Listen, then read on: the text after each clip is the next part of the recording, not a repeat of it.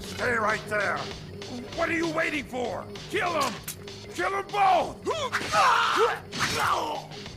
No, wait a minute. Is it money you're after?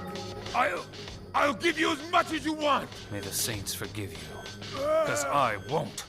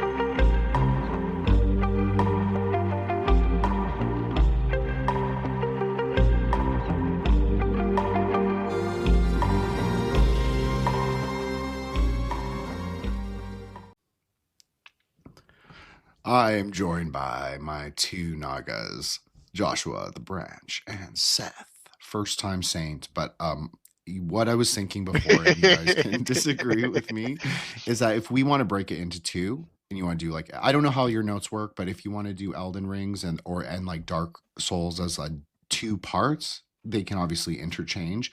That's totally fine. So I'm just offering that as like a possible future episode. But I want both of you to plug yourself. I'm gonna let Seth go first since he's younger and new to the show, and Joshua is a proper co-host of Threshold Saints and the Great Lodge, of course, and also my lodge brother. Well, Seth is kind of too, but you know, I want you both to plug your socials, tell people a little bit of who you are, and also what we're going to talk about. So Seth, you go first, buddy. I guess I'm like an unbound principle, like an astral body spiraling into the void that has been brought into arrest by Jinn and the Grey Lodge's momentum. I don't really have an ongoing project. Didn't this really arise out of just sort of us just chatting with each other in the DMs and then in the group chat? So I don't really have an ongoing social media project. I emerged from the egregore of Twitter itself. Very good, Seth. Well, you could say that maybe all the interesting kind of discourse that we do, but not just us, kind of does arise from the bowels of the aether wave, the web waves, if you want to use a 40K reference. So, well, I do believe we've all been sort of isekai'd into social media, whether we want it or not. Certainly, I am the last person that you'd expect to use it. So the fact that I'm here means that it's truly over. Like we're past the event horizon.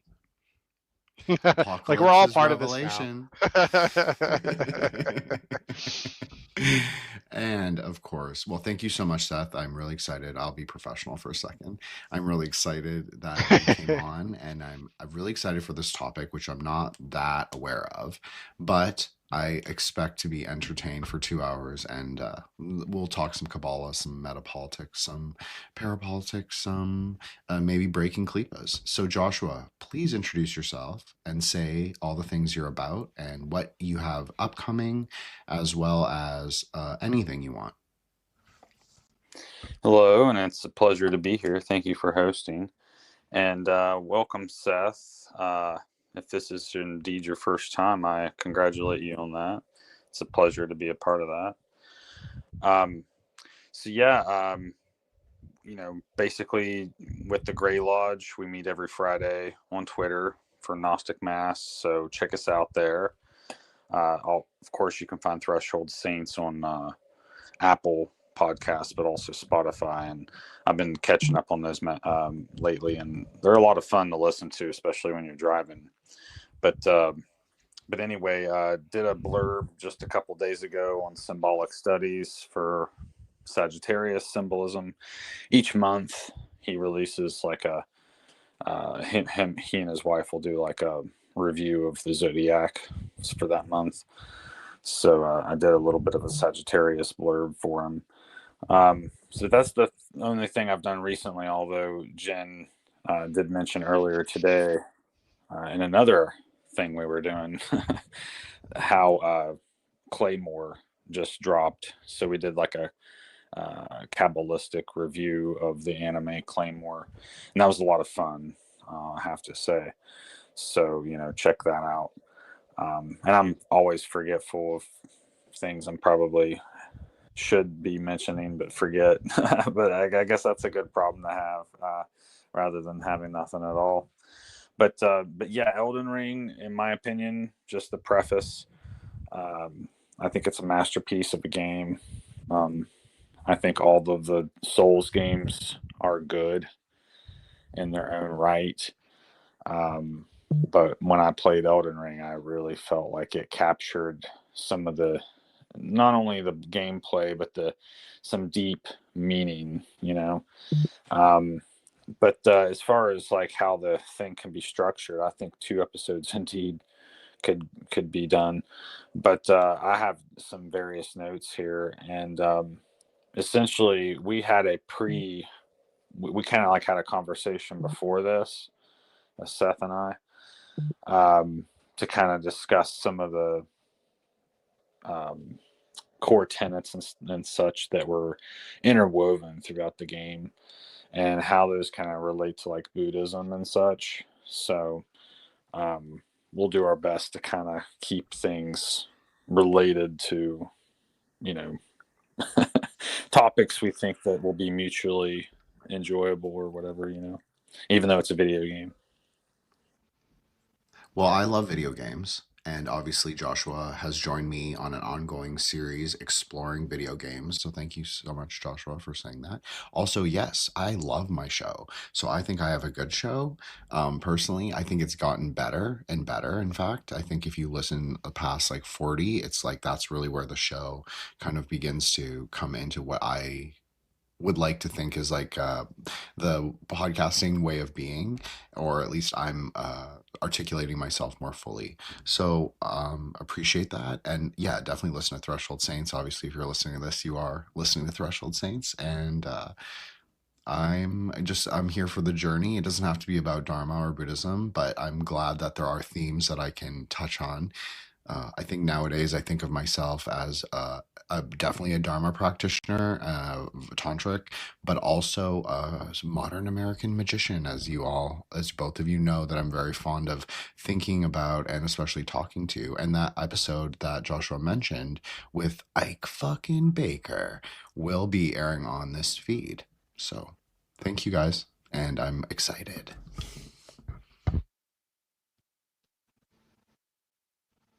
Seth or Joshua, you guys start us off. You can't just let me. I don't have the notes. Should we? Okay, I'll ask a question. I'll be a Yeah. proper host. What is Elden Rings and what is Dark Souls, and how do they interact and intersect? Well, Dark Souls, I believe if I'm correct, is this not necessarily a sequel, but it is sort of like the second game after Demon Souls. It is the story of, it's sort of like this post-apocalyptic world, almost. It's fantasy world. Defined by ages or epochs. So in the beginning, there's just sort of this primordial world inhabited only by like these titanic gray, like prehistoric dragons, like dinosaur dragons. They're sort of seraphic in their depiction. They have like multiple sets of wings. I think even multiple sets of eyes, or they're blind, one of the two. Like their head is sort of dubious in their construction. So they're not really typical fantasy dragons. And then sort of nestled within this sort of gray rock, which comprises, I guess, the universe, that is filled. It's like this this forest, this gray forest of arch trees and dragons. according to the game, and like in the opening cinematic. And then nestled within the center of this world is sort of like this very small flame that comes into existence, like sporadically. And then within the opening cinematic in which this is all described, you see like these sort of like hollow stick-like figures, these sort of formless shadows moving towards the light. And these formless beings find within the fire these distinct souls. And then from an aspect of that, they sort of become that soul. So like the Lord of Light, Gwyn is described, and then his knights, the witches of Izalith, chaos magicians, Nito, the Lord of Death, just like this big hulking undead monstrosity. And then, am I missing? Yeah, the furtive pygmy who claims the dark soul. So each of them sort of like aspect an embodiment of the fire, like of like pure potentiality. So for Gwyn, light, time, most notably. Izalith, fire, but this is more like life. It's like a multiplicity of beings that could potentially arise from things evolving. Nito, death, is like decay. This one's a little iffy because how death operates in this world is not so definite. And then the furtive pygmy, the dark soul, is sort of like the object of the entire series. What exactly that is not defined until the very last game, Dark Souls 3. But it is sort of this darkness, this shadow of the light, i.e. Gwyn, that Gwyn fears. So once this fire like starts and there's sort of this unmarked period of progression within the world, inevitably they come into conflict with the archdragons in the trees, in the forest, in the overworld that rules above. There's like this big war between, quote unquote, the gods and the dragons. And then in the aftermath of that conquest, Gwyn establishes these enclaves of humanity. Well, one that's moment like before you get too story. far past Yeah. that. Well, I was just going to interject real quick. Gwyn's son actually sides with the dragons, and because of that, he is erased from history. So throughout the land, all of his statues are toppled, and you can actually encounter him in the game, and he's known as the Storm God or something like that. And to clarify the timeline in which Dark Souls occurs, it occurs sort of after everything has fallen and has been destroyed. So it's like in media res, but like after everything is sort of concluded. And the sort of objective of the game is to recover all of these lost prime souls and then return them to the fire and, quote unquote, relink the flame. And what exactly that means is sort of an object of discovery for through subsequent playthroughs. Because as you're playing the game, you have no idea what it actually means to link the flame. You have no idea what you're doing or where you're going. And it's like a common theme. Because you'll like find other NPCs in the game, and they have no idea what's going on either. So there's like this confusing, befuddling, very occult-like element of compelled discovery of you playing the video game. So I just want to interject here, and I won't be long or anything. Sorry, Josh. This sounds exactly like what we discussed today. Isn't that hilarious? That whatever Matt always says this, Matt Murrah, our co-host in the Grey Lodge, he always says every time we discuss something Kabbalistically, it always turns up in something else that we do in the week. And Ike Baker referenced one of my favorite contemporary Kabbalists, probably Jin's favorite of all of them, besides Jin. But David Haim Smith, So he's written dozens of books on Kabbalah, but he's like also like Golden Dawn and all that stuff. So this sounds very much like Ike's book, like when you were talking about like the fire. Ike wrote a book called The Formless Fire. Now, it wasn't in direct reference to this per se, but you could say that yes, this is talking about the veiling of the worlds, the kind of like the fourth. We live in the fourth world. This is a more deeper Kabbalistic idea. We live in the fourth world. We live in Asya on Malkuth. Obviously, I like the Yetziratic presentation that we live on Yesod, because if we are higher in our consciousness, we are also higher in our vantage point on the tree. But the Malkuth is also us, so in a way, it's not wrong. But the world of light is also veiled around us. So I think this is exactly what it's talking about, and like linking the flame. Like, what kind of flame? Heatless flame. It has to be heatless fire or formless fire. Well, it's within the game specifically, it's called the first flame, sort of like a this primordial force from which quote unquote disparity arose. So even within the opening cinematic, there's sort of this unstated short period of history where the flame has sort of lit in the center of this sort of stagnant universe, and things are being changed, things are altering, evolving. For example, one of the key figures in the story, Seth the Scaleless, is this dragon, this drake, this sort of like degenerated, evolved dragon that's that doesn't have the scales that apparently impart immortality for the dragons. So he joins the gods in their conquest of the overworld and the archdragons and the archtrees, so that he can sort of alchemically reconstruct the scales for himself and become immortal. What if I told you that there's a tantric story that's almost identical? The story of Rahu. We talk about him frequently in spaces and on the show, of course. This is his story. This is the story of the second turning of it's in the Puranas. So everybody can go read it if they want. But he is the dragon of the eclipse. So he is kind of the demi-urgic figure, this lower godhead, you could say. And he eclipses, of course, the sun and the moon, both. His head eclipses the moon and his tail eclipses the sun. And he does not have the Amrita. He has, not at least at the point in the Puranic story. Now, Tantra actually gives him a second chance, gives him a second chance at redemption, gives him a second chance at Buddhahood, gives him multiple rebirths. So he's actually lived maybe thousands of other times if you want to go by like a dharmic way of thinking about it.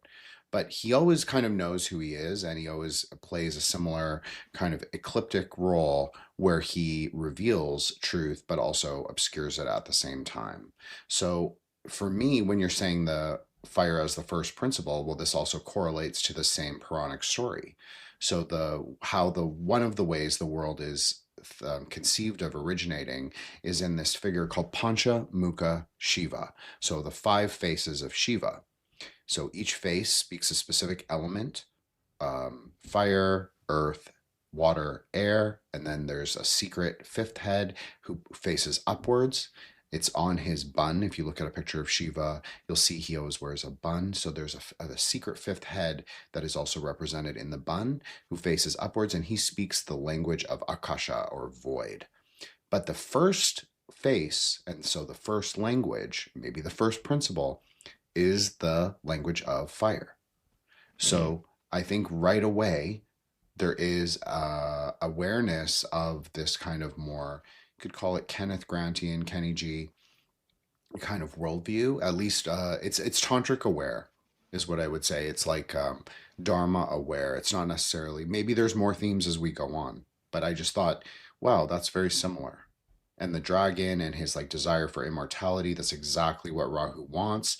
He does not want to leave the world of pleasure, of desire, because he's also desire. Well, it's funny you mentioned that, because there is sort of this, as you play the game, you uncover this sort of alliance between Gwyn, the Lord of Light and Time, and Seth the Scaleless, that you would not ordinarily expect, since Gwyn sort of led this genocide against the dragons and then also exiled his son for um, ultimately siding with them later on in the war. Wait, Or he however exiled exact his timeline. son? Yes. He has Gwyn, at least from what we know, Gwyn is firstborn son. And This is then so interesting. he should have a second. Does he have a second? The second son? Is that his real son though? Will, Okay, so sorry to interrupt a you, Seth, but hermaphrodite. oh shit. So, well, okay, so they clearly were. They're clearly building off a Puranic story. So Shiva is obviously Lord Time, Mahakala, directly. They're not necessarily one to one, but you could say that there's Shiva becomes Mahakala. So he becomes an expression of Lord Time. That's how he takes shape in the world. He can take shape in the world as the deity that he truly is, which is the god of secret knowledge or consciousness, secret consciousness. So the only way he can express is in time, the three sort of stages of time. Cosmic time, ruled by Saturn, sort of seasonal time, ruled by his wife, Shakti, and then sort of conceptual time, ruled by the mind. So when you're saying like Lord of Light, that is not necessarily correlate, but it also does because he is considered to be the most effulgent since he is like the number one father god. Like he is the father god, and all the hosts, all the ghosts are of him. So I don't know if that correlates directly, but the sun thing, this really captures me because Shiva also has two sons. Well, he has multiple, but two primary sons. So he has obviously Kumara, who we've talked about many times in the Grey Lodge in relation to Aeon of the Daughter and Aeon of the Sun. Kumara's name means sun, very Christ-like, and he is syncretized by the Thomasine Christians. Thomasine Christians are a Christian group in southern India that have existed since the 2nd century. So they are syncretized together. So it's not just me saying it. And they are both like exilic sons in a way because Kumara is given the tantras. He's given the left-hand path. Instead of utilizing it, he actually throws it into the ocean. Shiva's not really mad or happy about it. It doesn't really matter, but he's saying to the sun, like, look, there's this other path that is available to you that is not under the Demi-Urge. In this case, the Demi-Urge is actually not Rahu. The Demi-Urge is a creator god, interestingly, named Brahma. Brahma, though, secretly, but not secretly as well, is a husk. Literally is a husk. Like, even if you look at his multiple names, one of his ways he's described is as a husk, a fingernail of Shiva. So you can say that this is kind of like Shiva's story where like the fire of humanity, this like light bringer, this like sun has to destroy the dragons. Is exactly what Kumara does. He goes on like a kind of subjugation.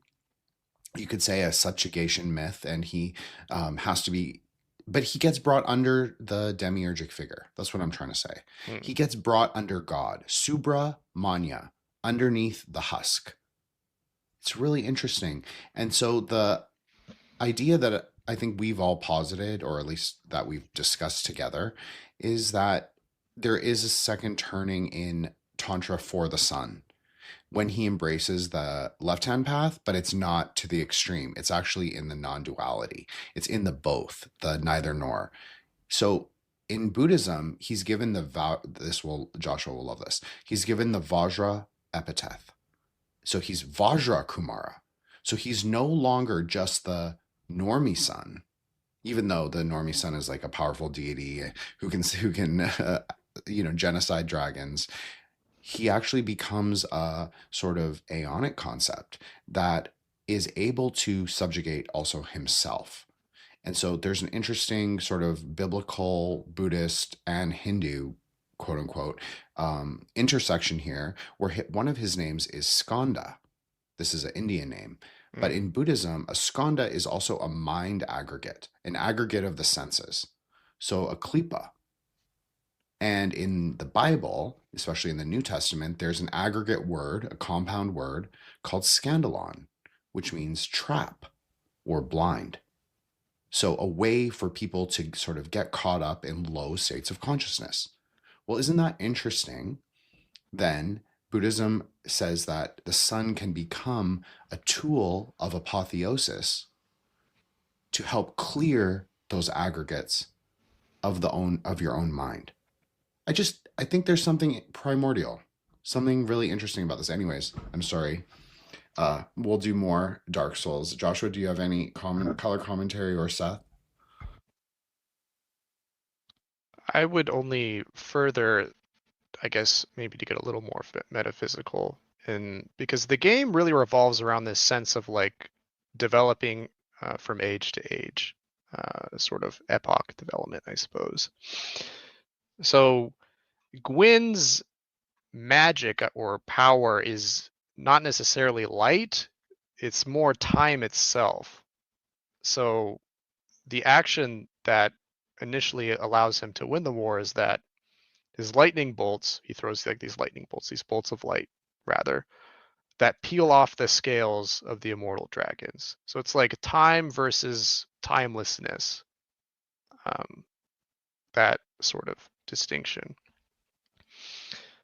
So like the sorcery, the light sorcery, specifically emphasize within the game, that is, specifically emphasizes that Gwyn's miracles manipulate time itself.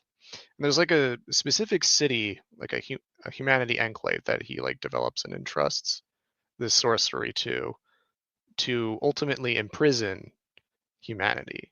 Because the thing you're trying to solve, like the reason why you're going on this quest for the gods in the first place in the game, is because you have been branded, as all of humanity has been branded, with the, what is it, the hollow curse? I'm forgetting the name. That's embarrassing. The Dark Soul Curse. Dark The Soul. Hollow Brand. The hollow brand, is that what it's called? Yeah, it's like this famous image associated with the game where it's like this circular, this like red circle, and then weeping out of it is quote unquote humanity.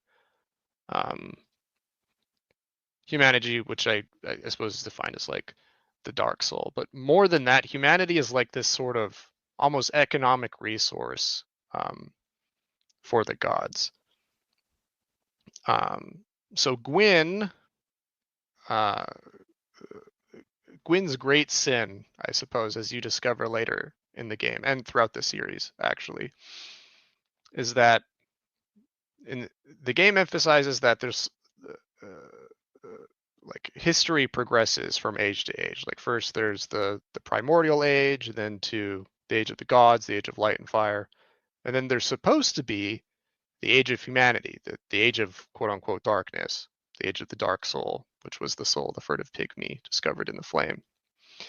But Gwyn, terrified of that fate and wanting to hold on to his own dominion, curses humanity with the Hollowbrand curse. What exactly that is more defined within Dark Souls 2 and Dark Souls 3, but from what you can ascertain just playing the first game or just in general, because there's no use in discussing the games just in strict isolation, I think, is that the Gwyn sort of, one, perverts, as time, sort of perverts time itself to be like completely circular. He prevents the progression of time to that dark age. And he does this by linking humanity's fate, their dark soul, to sustain his own world and age of fire through the Hollowbrand curse and the linking of the first flame. So when you first play the game and you gather all the souls, you go to this place called the First Kiln, or Cairn of the First Kiln, which I suppose is like this shrine that Gwyn and the other gods built around the first flame. And you discover the husk of Gwyn. Because Gwyn, to sort of sustain and re-perpetuate his age of fire, he sacrificed himself to the flames after he cursed humanity to follow him afterwards in eternity. So you show up there, you cut down his husk. It's probably one of the easiest boss fights in the game for a game that's sort of renowned for its difficulty. So already as a player, you're suspicious because. Sorry, Seth. Let me interrupt you really quick, my naga. This is something I wanted to talk about a little bit. Is the sort of how difficult this game is. It's mythical, I would say, not just on Twitter, but just in the sort of game fandom in general. It's levels of difficulty, and I think that is something actually different and interesting about it. As an OG gamer myself, I'm just going to say that, like old games like my era, Seth, like 90s and early 2000s, those games are actually pretty hard. And the older games that you go, like the ones from like the mid 90s, the early 90s, the late 80s, those games actually are much harder. So this is kind of a quote unquote return to primordial tradition in a way. It's well, that's the sort of crux of the game, is that as the player you discover that your ultimate fate, like let's say, because you have two choices, you can link the flame or you can leave. If you're just playing the normal storyline and you haven't discovered any of like sort of the side quests, or you haven't really investigated the world enough to be really suspicious of what's going on, and you just sort of naively link the flame, it immediately starts you back, new game plus. You're back exactly where you started. And then you're like playing the game, and then because you know the normal path you took, maybe you're taking another path, and you discover certain like side quests or certain other storylines, specifically like the planned rebellion against the gods, the creation of literal quote unquote occult weaponry, darkness to combat, I suppose Gwyn's light. And you discover that, and this is where you discover not only the many sins that Gwyn commits, but also the ultimate realization that if you leave to try and become the Dark Lord yourself, you uncover this hidden history, because there's like this serpent, the serpent-like figure who guides you later on in the game. There's two of them. I forget their names. One is called Frompt, and the other one Koth, I think. Yeah. So Frompt supports the gods, and at his behest tries to urge you to link the first flame. And he's called the Kingmaker. Mm. And the other And one's then, the one that's trying to snuff them out. He's like the King Slayer. It's like Shade. I think he also has another title as well. Something about shadows. I can't quite remember. He leads the Red Phantoms. Koth. Yeah. So basically, like your I don't remember what they're called in the Dark Souls one, but yeah, the Red Phantoms.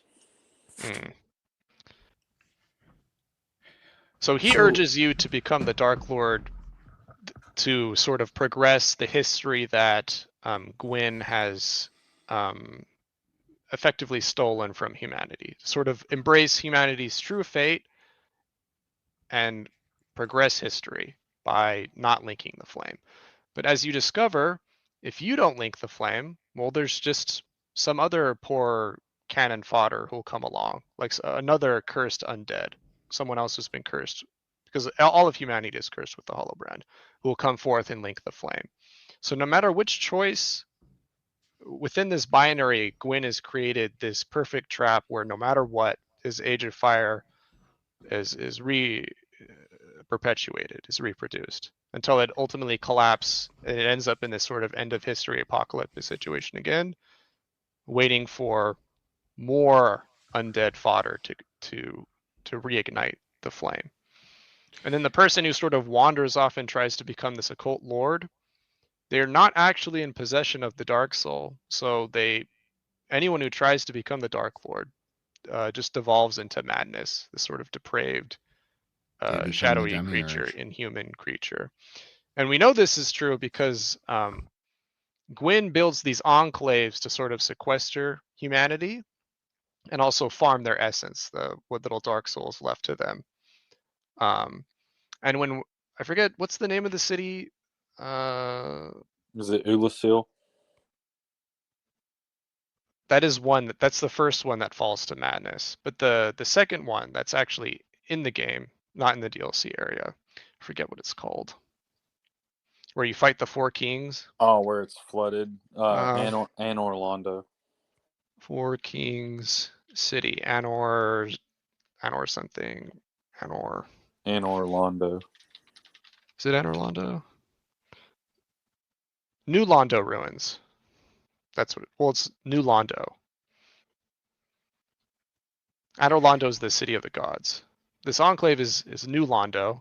Essentially, this is where Koth manages to convince the kings who rule there to, quote unquote, embrace their true fate, embrace the dark soul. Tells them that Gwyn is a liar and a fraud. And they need to rebel against the gods, etc. And he grants them this this power that can steal or draw out the humanity of others. But what all that ends up happening is these kings and their followers go on like this sort of killing spree and get drunk on power. They become like these vampire wraith-like figures. I forget their names specifically. Are they like It's called very Tibetan. I think they're called the Dark Wraiths. Dark Wraiths? Yeah, that's it. Dark Wraiths. Yeah. I could just imagine Lord Sidious being like, "Do it."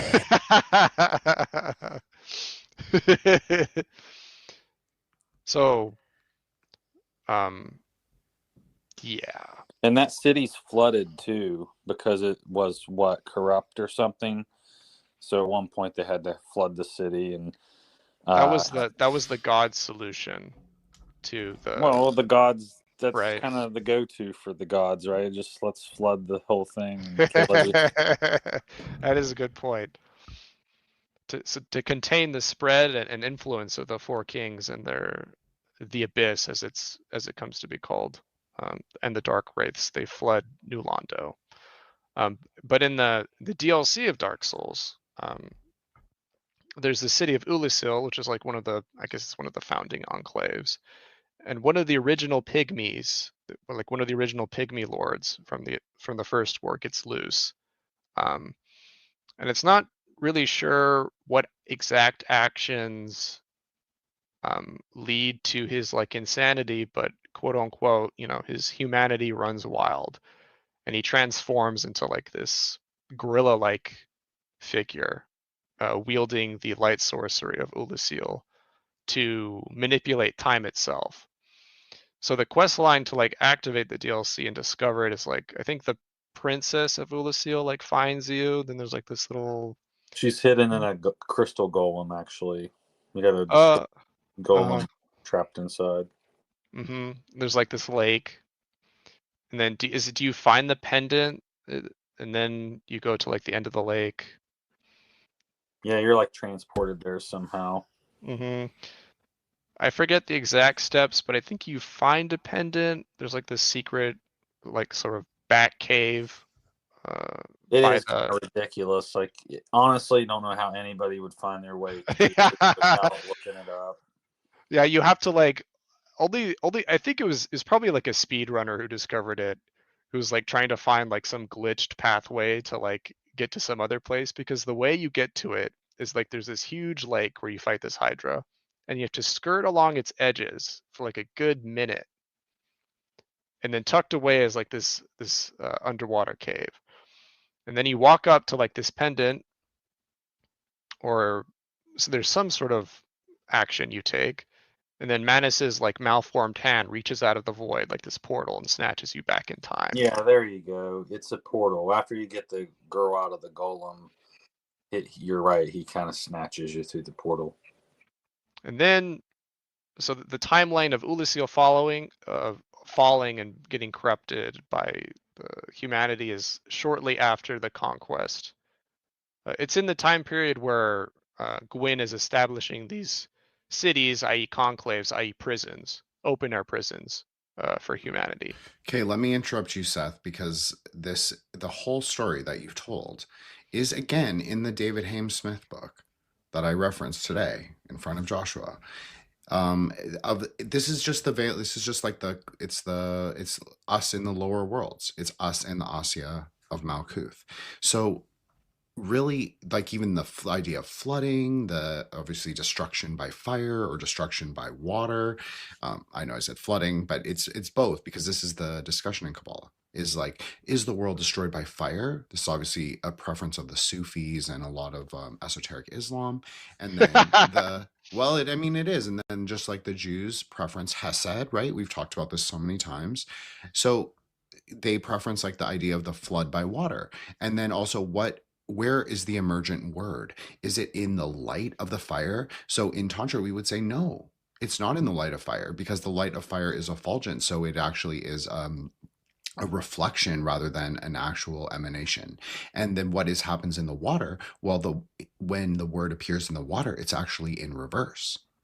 So it's neither nor. Now, this is obviously a much more Buddhist way to take of it, but I think that you even touched on it, Seth, is like, you were like, there's a binary. So obviously, binary is fine. Paracelsus, like the binary between a man and a woman, that is the lowest alchemical base of reality. I agree with that. So I'm not like so far out in my opinions of like binary that is also material reality. But other than those two binaries, everything else you could say is bullshit. We were talking about Wittgenstein pre-recording. It's all the words are bullshit. So just like, throw them out, throw them into the carnal ground, and let's walk up the middle path. I do think that is kind of interesting, because it is kind of like a fuck the gods mentality, and it's kind of like fuck the Demi-Urge mentality, both. That's actually the plot of the second game, the Scholar of the First Sin, specifically. Interestingly, what you just mentioned, the trying to find a middle path. In the first game, it's really just like, I think the sort of effect it's supposed to have on the player is, let's say you spend 120 hours doing like 3 New Game Plus playthroughs, and then you realize, God damn it, no matter what I do, Gwyn wins. There is no, like, the very future of the age of humanity has been utterly foreclosed on by this old man's curse. And then you log off and delete the game forever. It's like, it's actually the most demoralizing experience you can have playing a video game, in the sense that you, the player, you have no agency. You're literally just living in this decrepit being. So you're like a true Muslim or Jew. That's what it's saying. Because this is the thing. No, I'm not even anti-God. Like, everybody knows, like, I'm cool with God. Like, God and I cool, but like, I'm into ontology. So I'm like, let's go higher. So, and I also don't think that God fully emanates. I think he's qualityless. He's Pardes. He's Diamond Thunder. And that's found in our consciousness. I'm not saying we're God. I don't think that. But I think it's something else. I think it's Sephirotic. I think it's spark. We've spoken about this so many times. It's a spark of it's the kind of the fullness of the spark of splendor. How can that take form fully in Asya? It can only take form in the one place that he manifests, consciousness. So I don't necessarily, I want to hear what Joshua has to say, but I don't necessarily think that in the first game of what you're telling me, yes, Gwyn is a demiurgic figure, but he's also positing, even in the fire, okay? So like, put aside my criticisms of Sufism for a moment. Even in the fire, maybe he knows that he fucked up in some way. I'm not saying creation is a fuck up. I'm not a Gnostic I'm not a speculative Gnostic, but I'm not a Gnostic in like the anti-cosmic kind. But maybe he thinks, I actually need to liberate humanity. And so the whole idea, but maybe his idea of liberation is imperfect. So this is also the dichotomy between Buddhism and Hinduism. Buddhism posits, this is often why I get in massive arguments about the Gita, about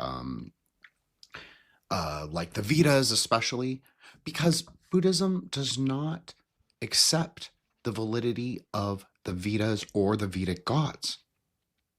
They are ghosts to us. And so their ideas of finality and rebirth, they don't call it rebirth, they call it reincarnation. And there's an important distinction in that, but we won't get into that right away. We don't think it is fixed.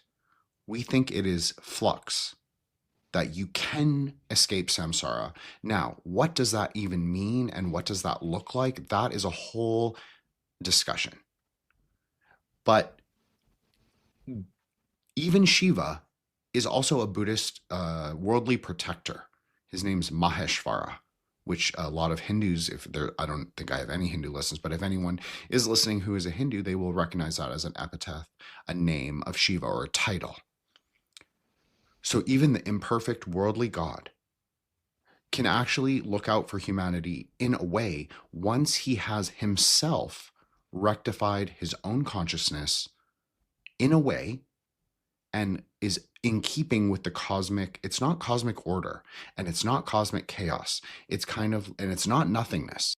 So I just want to say that, because this is often a discussion that I've had with other people, is like, what is the sort of finality or the, I don't know, quality of liberation? For me, it is not nothingness. It is emptiness, which is luminousness and masslessness. So the whole thing about like flooding and burning down the Qlippoths and liberating humanity through the flame, like, yes, just like Crowley, he's talking about like Aeon of Horus. That's exactly what I was thinking when you were saying it, Seth. But Crowley's Kabbalah, in my opinion, was wrong.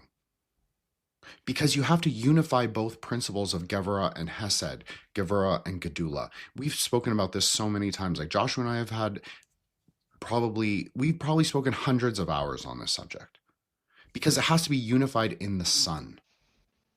And the Son has to himself be also rectified by the paths, something Ike Baker also spoke about. And in my opinion, this is where the Aeon of the Daughter arises. I'm not trying to plug our Grey Lodge stuff or like my kind of rectification of the Kabbalistic tree, like as like a shameless jinn sort of maneuver. But I do think I rectified the Kabbalah. I really personally believe that. And neither of you are surprised to hear me say this, and probably anyway. But I think I fixed it. And I think that this is sort of why there's always these paradoxes that arise in other people's conceptions of the tree. Because in Buddhism, it's so simple. The consort resolves all paradox. So I'm sorry to reference this, Seth, so much, but it was really deep. And so he was talking about like this Hellenic idea, obviously, of gods being like the lowercase g gods really are numbers, are like expressions in the multitude of the one. So if you think about it, really, the zero is really the consort. It is kind of the imputation of all the imperfection. And so for the Son to come into his own rectification, to come into his own redemption, he needs a consort. That does not necessarily mean, as I spoke with Allison Quinn in her episode, which will have aired before this one, it does not necessarily mean a sexual consort, just like it doesn't mean that in Buddhism, although it's often iconographically depicted as such. It can also mean the breath. It can also mean your own Shakti. It can also mean your own potentiality, your own ability to tame your own desires, your own klishas, your own poisons, your own maras. Now, this can have a more metaphysical meaning, but it can also have a very pragmatic sort of emotional meaning. Like, do you tame lust? Do you tame ignorance? Do you tame anger? Do you tame envy?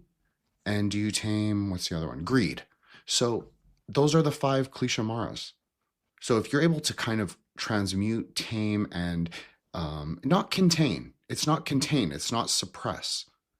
It's actually like acknowledging them and also working through them and saying like what is going to be karmically implicative and what is going to be more in keeping with the cosmic way, if you want to call it like a very Taoist way. Like we're turning with the wheel, and you were talking about how the game has its own sort of Spenglerian cycles, or maybe even Gurdjieff. I know a lot of left-hand path people are really into Gurdjieff, that they really believe that there is a coming climate apocalypse, not necessarily climate change in the leftoid way, but there is a kind of apocalypse that is going to occur for humanity. Obviously, Edward Casey also believes this. And I personally don't, because I'm not a millenarian. I think all apocalypse happens in our own mind. Now, what happens in the climate or what happens in the environment, or if there is a major disaster, I think it's all about how we react to it in the moment, the spontaneity, the ziren, rather than the like oh my God, the world is ending. Well, does the world really end? Well, we know for 2,000 years it at least hasn't ended.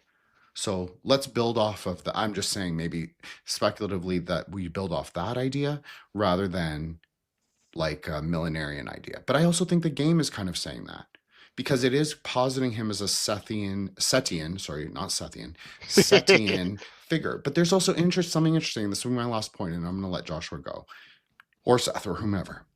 I was reading some Temple of Set material, and there was a paper. It's a more of an internal book, and they were talking about how they went to this conference. Like Aquino went to this conference, or Kino went to this conference, and he listened to this not this academic who studies the Gnostic Gospels, and the academic was like, there is no relationship between Egyptian Set and Gnostic Set. And I agree with this. I agree. Like if you've listened to the Aeon of the Daughter, Aeon of, any of my ideas on Aeon of the Sun, I agree. They are not the same character.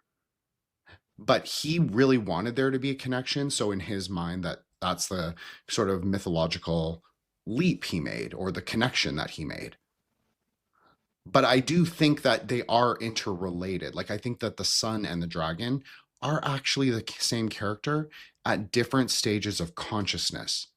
And I think that it's seen as like distinctions in character or distinctions of being, maybe, but it's really not. It's really much more subtle than that. Anyways, I'm sorry, Joshua or Seth, please go ahead.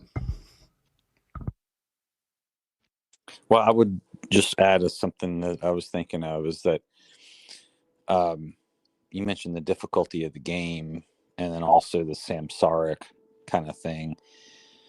And of course the dark holobrand, the dark soul sign that Gwen would put on the humans. So when they would die, they would be cursed to kind of have a rebirth experience and be kind of forced to relive it. And like a Groundhog Day kind of way, right? So that's was seen as like a curse that would kind of basically make you undead. And you would have to seek out these items in the game called humanity. And you could only, so, you were kind of like a phantom in a sense. You were called hollow if you didn't possess any humanity. And when somebody would be hollow for long enough, it's like a Qlippoth, right? They would become kind of mad and go crazy, and they'd lose their purpose. So anybody that kind of lost their purpose or lost their way, they ran the risk of becoming hollow. But anyway, the game does a really good job of making you suffer. So when you are playing the game, it is difficult. But of course you overcome adversity and you get better. And, by the end of the game, you have to defeat Gwen, who's been waiting patiently at the kiln of the first flame, waiting for, he didn't know who, but he knew eventually somebody that was worthy would come and topple him, and he's hoping that you can continue the vigil, so to speak. So yeah, very depressing kind of game, right? Because even if you're successful, it's just like, even though you start the game over again when you finish it, the way it technically ends is that you just sit there waiting for the next person to show up challenging you. So it's a very grim kind of duty, where you just have to kind of sit there. And so there's this very sacrificial self-sacrifice element and suffering. And when you die in the game, it's very punishing. I have a lot of friends who just straight up quit the game, refuse to play it, have a very negative attitude toward it. I even initially started it and put it down for like a year or something, and then picked it back up and then thought, oh wow, this game's actually a lot of fun, and since that point on, I've kind of always been a Souls fan and Elden Ring fan. But I just think that it's not for everybody, because it does a good job of making you suffer.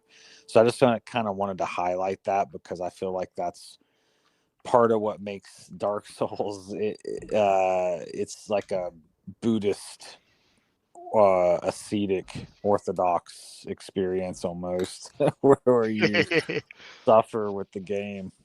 There's a Christian element to all of this, for sure, where like you are trying to reach apotheosis as the sun. And I think like that's why the game exists in like in sequels, because it, just like with gospels, it needs multiple parts to tell the fullness of the story. It cannot be built in deficiency. As you know, Joshua, I'm very fond of saying, because the Gnostic gospels posit this exact idea. Like, what is the arc? Well, the arc is the story. The arc is the gospels, just like we use arc in for the Grey Lodge spaces instead of saying episode number. So I feel like the idea of the sun, I mean, this is what it is. You're breaking out from the Qlippoths. You want to put it in really metaphysical language? You want me to go full Jinn, full Grey Lodge, which I never do on this show. I'll say it. It's breaking out of the Qlippoths. That's what the game is taking you. The game is a hermeneutic. It's taking you out of the Qlippoths. Of course, you're going to feel negative if you're in the lower Asya of Malkuth. Of course you will. Because it's also a reminder of your own consciousness. It's also a reminder of the degradation of the world. But we don't have to choose to dwell there. You can beat the game, and yes, it feels nihilistic, but just like we exist in the cycle of samsara, we live in an impermanent world. We are going to come back, most likely, like 122% likelihood. So more than likely, even no matter how many tantric practices we know, no matter how much, Taoist cultivation we do, we are going to come back probably. And that's okay, because just like with the game, we can play through the next part of the Leela, the next part of the cycle, the next part of the Aeon. So that's why the sun also needs rectification, because he can raise himself so far. But then the trick is, just like we talked about with Tifaret, you do not want to get stuck at Tifaretic consciousness and then become the Demi-Urge yourself. This is obviously a problem when we're talking about like Pico della Mirandola and Christian Kabbalah, is like they had a harder time, and especially in the Catholic sort of conception of Kabbalah, of reconciling this paradox that the Orthodox Church did reconcile by saying the world is dead. So the world is in that fourth world of Asya in Malkuth, and Christ is at Dath, which is obviously the ultimate carnal ground at the end of the world. That's obviously my tantric language, but that's another way you can think of Dath as well. It's not really a place that anything is there. It's kind of a dead place that you have to bring the diamond thunder to, or the lightning. So he has to be resurrected, just like Jesus is resurrected, but he's resurrected in a luminous, massless body. And who is the first person to speak to him in the tomb? Mary Magdalene. Just saying, there is something fucking interesting about all of this. And so I think that, yeah, people would have a negative perception of playing the game because it's hard, just like life. That's why video games, Vidya, it's a hermeneutic. It's a way to understand Kabbalah and the world. A good game. I would offer, I think you had a guest on one of your earlier episodes, Jin. I can't quite remember his name, but I remember he was like an artist. And he was, you were talking about Dark Souls. It was like a 10-minute snippet. I probably don't remember. But he was saying that he was immediately off-put by the game just because like the color palette of the game is just all grays. Like his visual experience of playing the game was so off-putting and so just demoralizing in that sense that he just turned it off immediately. He's like, this is garbage. He also described himself as a Baptist. So I'm not sure if there's also there was like a sort of revulsion from playing the game as well. But it's interesting that you describe it as a hermeneutic, because I would push back at least that I think Miyazaki in general, this is probably my one and only major criticism of the series, and Elden Ring too, is that on the anagogical level, Miyazaki has a really difficult time finding like an answer for rectification, for the world and then the system that he posits. Like, so Gwyn, for example, I think part of it, unfortunately, has to do with Miyazaki's obsession with Berserk and that particular author. Horrible author, by the way.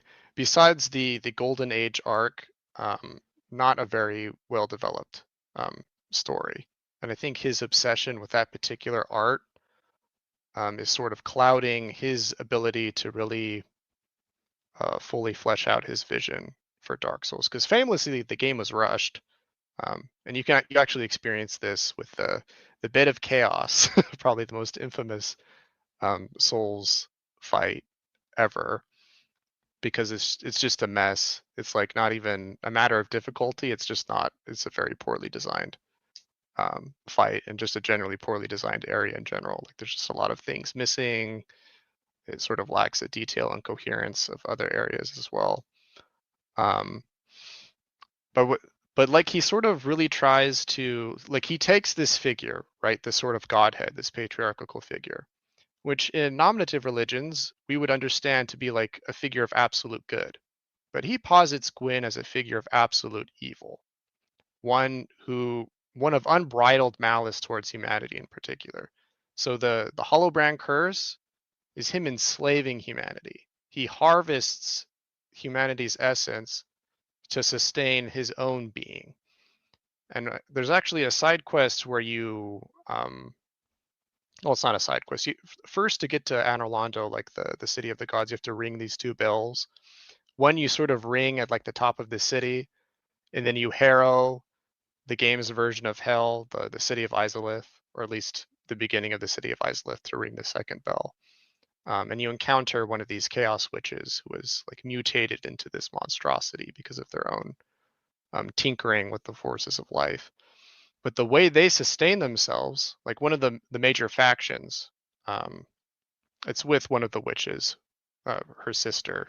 She's like this deformed spider-like monstrosity. Is you feed humanity to her. And adjacent to this sort of like vile, poisonous swamp that you find the witches that also comprises the entrance to the city of Izalith, you find the city of New Londo. So before New Londo sort of fell to the Dark Wraiths and the kings made their pact with Frompt or whatever, it was actually like this sort of cattle camp where humanity was fed to not only the gods in Anor Londo, but also to the witches of Izalith to sustain their magic. And then, like, also adjacent to New Londo is the tombs of Nito. So all of these godlike beings, they rely on humanity's subjugation in order to perpetuate their own existence. So unlike the major religions, or even like some of these Gnostic myths that you're describing, there's like, Gwyn is not a redemptive figure at all. Like he's like purely satanic. So much so that in the third game, the final boss you fight, Gale, is like a complete inversion of Gwyn. Because the whole point of the game, right, is to like humanity must oblate itself to perpetuate the world. And you described this process by which that can actually be like a positive or constructive thing. But it takes the figure of Gale who imbibes the dark soul into himself. Because the last stage of the game is you finding like the original enclave of humanity where the pygmy lords dwell. You sort of fight through there, and then Gale takes it upon himself to kill those pygmy lords, drink their blood to sort of reinvigorate with his own life the dark soul that's just been sort of laying fallow for these countless millennia. And that's like the true sacrifice, that because as he goes sort of mad with power from the dark soul, you slay him, and then you take his essence to this sort of mysterious figure, this paintress lady who, from this newly invigorated dark soul, sort of creates this alternate reality where history can finally progress as it was meant to from the Age of Light. to the Age of Darkness, free from the hollow, ruined shell of Gwyn's. The shell, the yeah. husk. Yeah. So I love that you said that Gwyn is satanic, because Shiva could be understood as that, like very adversarial to his own son and to creation itself, because even in the myth, he abandons creation because he finds it imperfect, and he actually goes to the carnal ground at the end of the world. So this is also a Jewish myth in some Jewish wisdom literature, not all of it, but that God abandons the world, but the world is also emanated from his own consciousness. But where the sort of Christian Kabbalah and Buddhism itself also breaks is that it says that in that consciousness, it's possible for us to actually rectify. So yeah, we have to confront the satanic forces inside of ourself. And so when God appears as adversarial, in our own minds, of course, that is actually kind of the part of the process. So I'm not anti God appearing as a satanic figure, because what is he adversarial against? If he's adversarial in the sense that it's a hermeneutic to take us through and to teach us something, okay, then that would make sense. But then to go with your point about like how it can't be a hermeneutic, perhaps, you didn't say exactly like that, but that it's not a perfect hermeneutic in and of itself. I agree. Just like no sage in Kabbalah and not one teacher in Buddhism has the perfect ontological framework or map, or even the cosmological framework or map. They all draw from each other. And that's how Kabbalah is too, is that you draw from all of these different sages, these different thinkers, these different people who envision different parts, different branches, to use a pun on Joshua's name. They all sort of complete the tree in their own minds. That's why Crowley said, like and this is not a big up to Jin, but I did do this. He said that the mark of a master magician is when they actually build their own Kabbalistic tree. And this is also an idea in Taoism for the I Ching. So every Taoist xian, a saint or a immortal, must also do this for the I Ching. They must write their own version. That doesn't mean it deviates so far away from all the classical texts on what the trigrams and the hexagrams mean, but they actually come up with their own formulations of what it means in their sort of perspective. So I think that is what I mean by hermeneutic. There's something much more synthetic, right? Because Tifaretic consciousness, Son, S-O-N consciousness, is about synthesis. So that's why I'm saying you have to look at the game as expanded canon in and of itself. I'm sorry of the hiccups. In and of itself, rather than as the games solely existing as sealed alchemical, like it's not, each entry into the series is not sealed. They exist as gospels within each other in this kind of neo-Gnostic framework, and it's bringing you as the hero and sometimes the anti-hero. Just like if you want to say Set and Seth are interrelated, so just say that mythology, I don't agree with Kino's attribution, but as I said, you can, in a tantric way, you can say that the dragon is part of us all, because it exists as kind of like that Demi-Urge consciousness that we all possess. So it's taking us into this point of non-dualism. I think that would resolve a lot of the paradox. I'm not saying the game is non-dual, but I'm saying that a way to resolve a lot of wisdom science, just like with the consort, one way to even understand that is through non-duality, the zero. Well, that's actually the most interesting part about playing the games throughout the series, is that you experience Miyazaki grappling with these questions and trying to develop this very hermeneutic. I mean, even with Elden Ring, Miyazaki admits, I haven't quite made the game that I set out to make when I first, started making video games. So even he is dissatisfied with his output so far. Now, you mentioned a consort.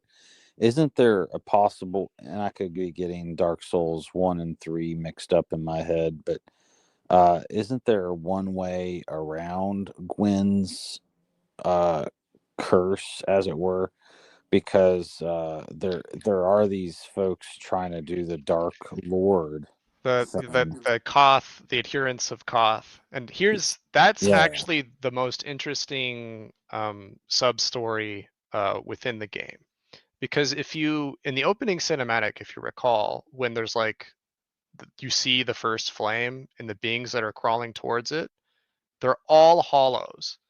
So hollow in the Dark Souls universe is sort of like the default form of being. And in fact, when you encounter Gwyn, his husk, after his god soul has been burned to reignite the first flame, he looks exactly like you in his hollow form. So the bait and switch that he pulls, because Gwyn deceives humanity and says this hollow form is you not human, but in reality that form is just a being within this universe that's been deprived of their soul. It's just a soulless being. And but the as so the hollow I forget what they're called exactly in the third game. The whole conspiracy to try and create the Lord of Hollows, there it is, the Lord of Hollows. It ultimately falls through because just like in the first game, because Gwyn's curse permits within the framework of time that he's established it, someone else or some other faction can come forth and generate a new ending. So really, if you want to think about it in terms of like productive terms, like what happens when like a new age is started, it's like a cancer, like a cancerous multiverse, where every possible iteration that could happen or could occur within the Age of Fire is happening simultaneously. For example, Aldrich, the Saint of the Deep, like he imagines like the Age of the Deep where the entire world is like consumed and ruled by water and deep sea nether creatures. So that's one possibility that is permitted under Gwyn's Age of Fire. So it's a hollow victory, really, for anyone trying to meddle or to fulfill or to not explicitly not fulfill or rebel against the first flame, because you're still participating in it's like an ontological trap set up by Gwyn. The only way to free humanity from the curse is for humanity to embrace what it found within the first flame itself, i.e. the Dark Soul, which is the whole point of the DLC. And who do you fight before the final DLC, the Ring City DLC? You fight Sister Freed, who was the original Hollow Lord champion, and she gave up. And the game says that, oh, she gave up because she was too weak. But I read it more as Freed realized that it didn't matter what choice, it didn't matter the sacrifices she made. Gwyn would always win in the end, and their dream would never be fulfilled. So instead, she retreats into the painted world to try and create her own alternate reality, alternate system to Gwyn, which in of itself ultimately fails because as you play through that DLC, it's sort of like a microcosm. The same drama plays out with the fire. In this case, Freed is like this agent of stasis. She doesn't want the fire to sort of remake the painted world, because even that painted world, as existing as a shadow of Gwyn's world, is still subject in part to his curse. So even there, nobody can find a reprieve. It's only through going through the Katabasis, am I saying this word right? The descent into the underworld, rather. Sorry for butchering that Greek word. It's the descent into the underworld, finding the original enclave where the pygmies are held, that the game finds or posits any sort of clear closure to its various problems that the world has, which inevitably is to rectify the first sin, which is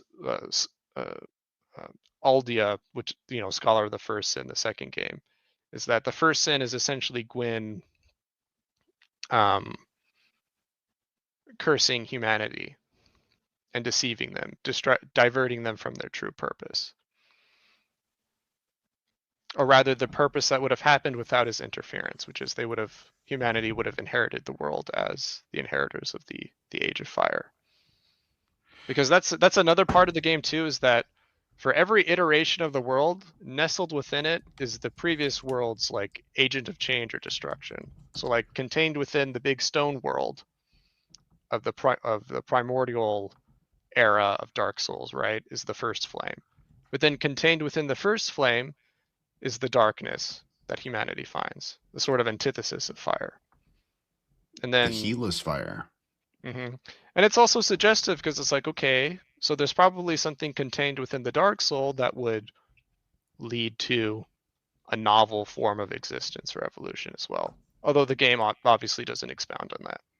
Although This is maybe also Kabbalah, Seth. Like exactly what you're saying, that the world exists as imputations of the tree, as like, or not imputations, excuse me, as sort of generative forces. Like every time you clear a Qlippoth, every time you clear a Sephira, this is something Matt says, a new tree opens up. That's exactly how it works. It's like what Tracy Twyman was talking about, hyperspace kingdom. Kether is not the exit, at least in the Aeonic conception of this Kalpa, of what the age that we currently exist in, which you could say is parallel to the sort of game. We can't get out, but we're not trapped either. We have the world archipelago.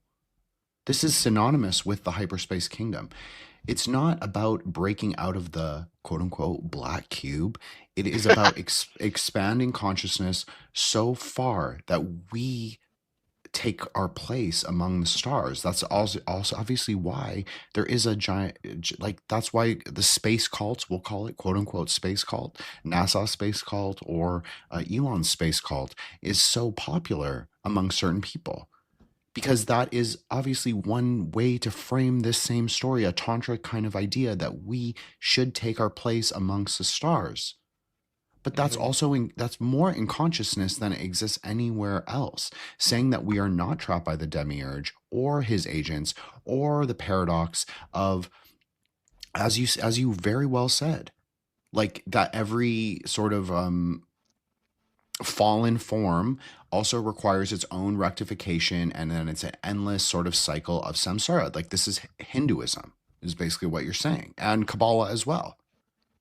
Because everything that you're saying is like how a lot of the later Lurianic Kabbalists understood the tree to work. Is that, okay, so we're in the deepest level, but even though we can sort of experience the sparks of splendor, does it even matter?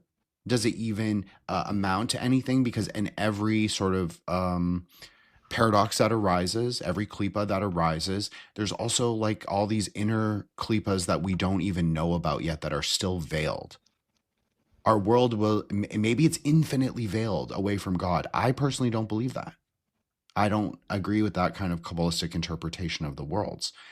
But I do think that you can also reframe that thinking away from the sort of anti-cosmic Gnosticism of saying that, oh, everything that God did was a mistake. Okay, fine. But if it's also rectifiable, which is what I would say esoteric Christianity, Pico della Mirandola, would posit, then I think it gives us a way out. Now, is that a perfect Kabbalistic sort of permutation? No, there's still a paradox to be resolved. So to go back to Sister Fried, obviously this is drawing from another Kabbalistic idea of the Qlippoths who, what am I trying to say? Okay, Samael, who is the angel / left-hand path, goetic spirit, destructive evil and being, but he's also an agent of God. So this is a paradox sort of in Jewish wisdom literature. Samael, he has 4 wives, Lilith, Nama, and Agrat Bat Malat. I'm really bad at Hebrew. And as well, the Aisha Zenunim. So the Aisha Zenunim, as I posit, is also like the princess of breaking Qlippoths. So she's called the princess of the Qlippoths in Kabbalah, but really she is the princess, in my opinion, she's the princess of breaking Qlippoths. So So Sister Freed is part of the three sisters. So you could say that she's a representative of one of these. Obviously, I'm not saying that her consort is Samael in the game per se, but it's obviously the dragon. Rahu also has 4 wives. Very interesting. 4 consorts. 4 animal-headed demonic consorts who each represent a kind of mamos, which is another word for chaos. Chaos in this case specifically taking the forms of flood, fire, war, and pestilence. So, but these are all, again, rectifiable conceptually, because you always bring things into the space of emptiness and bodhicitta. So rather than leaving those things unresolved in space, even fucking them up with cosmology and words and all, and like the philosophy of religion around these kinds of greater ideas that we're talking about, you bring them all into synthesis in your mind, and then you also let it go like a self-combusting star. So obviously I take a more Luciferian approach, and I say, if we can rectify everything in our own mind, then there is no true paradox. The whole world is non-dual, and so we don't have to worry so much. Like, I feel like we get, not we as in us, but I think people get very caught up in like, we must save the world, we must live out the hero's journey, we must do this to rectify God's sins. Like, I'm very good friends with Sachki, and he is a Saudi. He really is. Like, I'm not going to say how I know that, but I do know that. And but I also believe that there are many tzaddikim. I really do believe this. I believe that there are many saints in the world. I'm not talking about Catholic saints. I'm talking about Kabbalistic saints, like magicians, sorcerer saints, Xian, if you want to call a Taoist word. I believe that, like scions. I really believe in the concept. I use a kind of speculative fiction framing, but I actually do believe in the Gnostic idea that we actually are all, there are many of us, I'm saying us, but there are many people who exist, but it's not in the individuation. It's actually in our perception of each other, and like our own ideas of the tree, our own ideas of metaphysics, our own ideas of Kabbalah. So, or whatever system that we use. So it's in the sort of fandom. That's what I'm really trying to say. It's in the actual discussion around the game, extra canonically, just like we're doing right now, that is the true resolution. Or you can also think of it as the path working to understand not just the games themselves, but the Sephirotic concepts that are articulated within them. I don't know, just an interesting idea.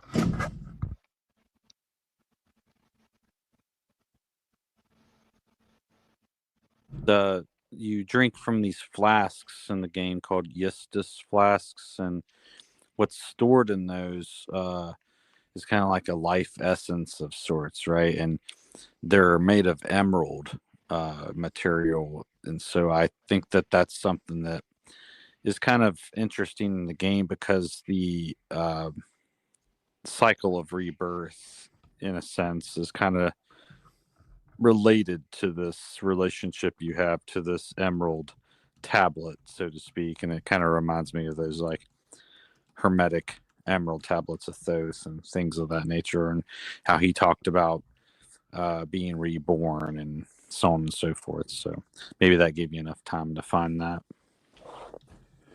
I did. Thank you so much, brother Joshua.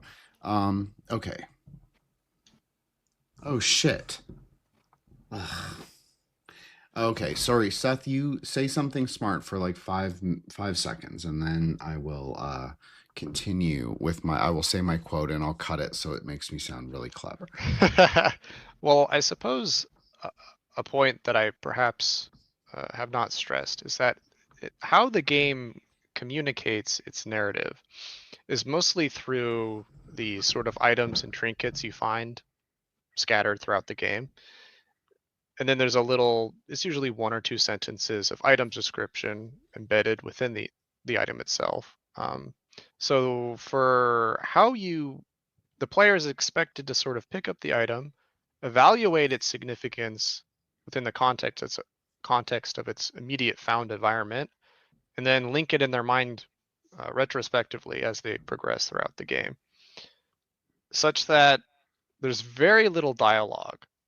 I mean, besides that opening sequence and then a few key quotes from the second game, and then a few cinematics from the third game as well, naturally. Most of the story is something you just sort of have to, it's like the puzzle pieces. The peculiar experience is, I describe it, I'm not quite sure if this is right or even analogous, but this is just how I comprehend it, is it's a sort of kind of ekphrasis, where it's like a verbal description of a work of art, right? But you, the player, are the agent. You are doing the describing that work of art.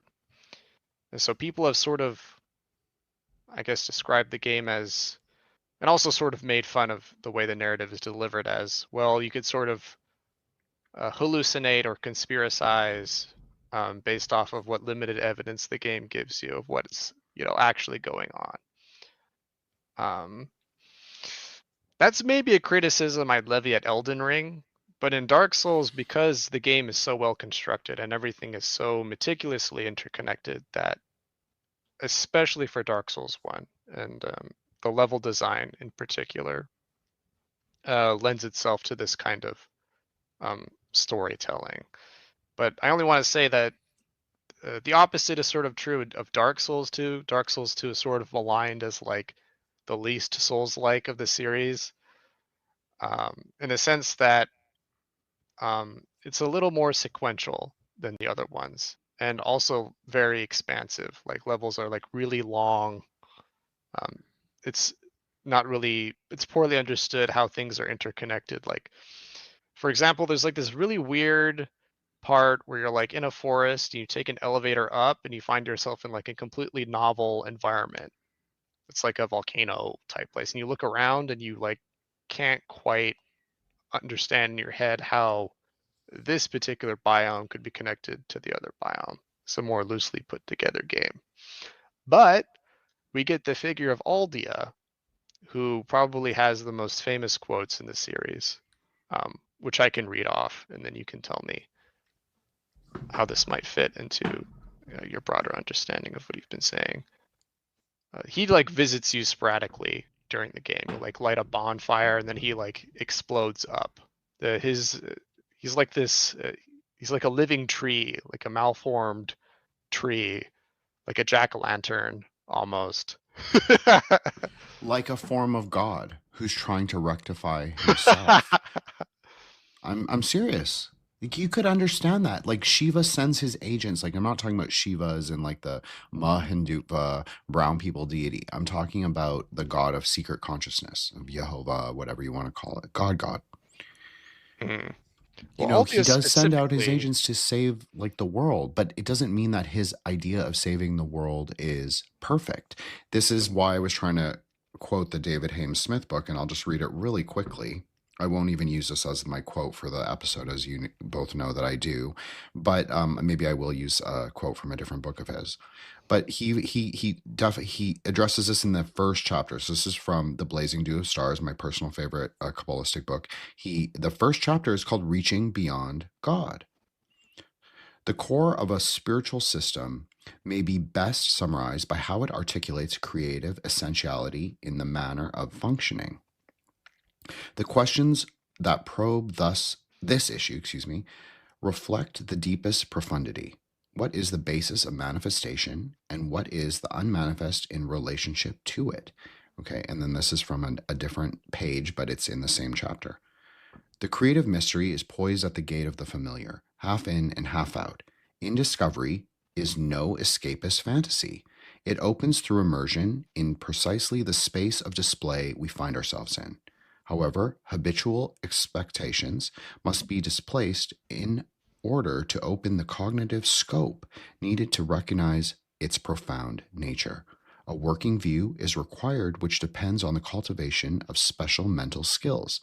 This is the basis of noetic work, and it begins by understanding the nature of the problem.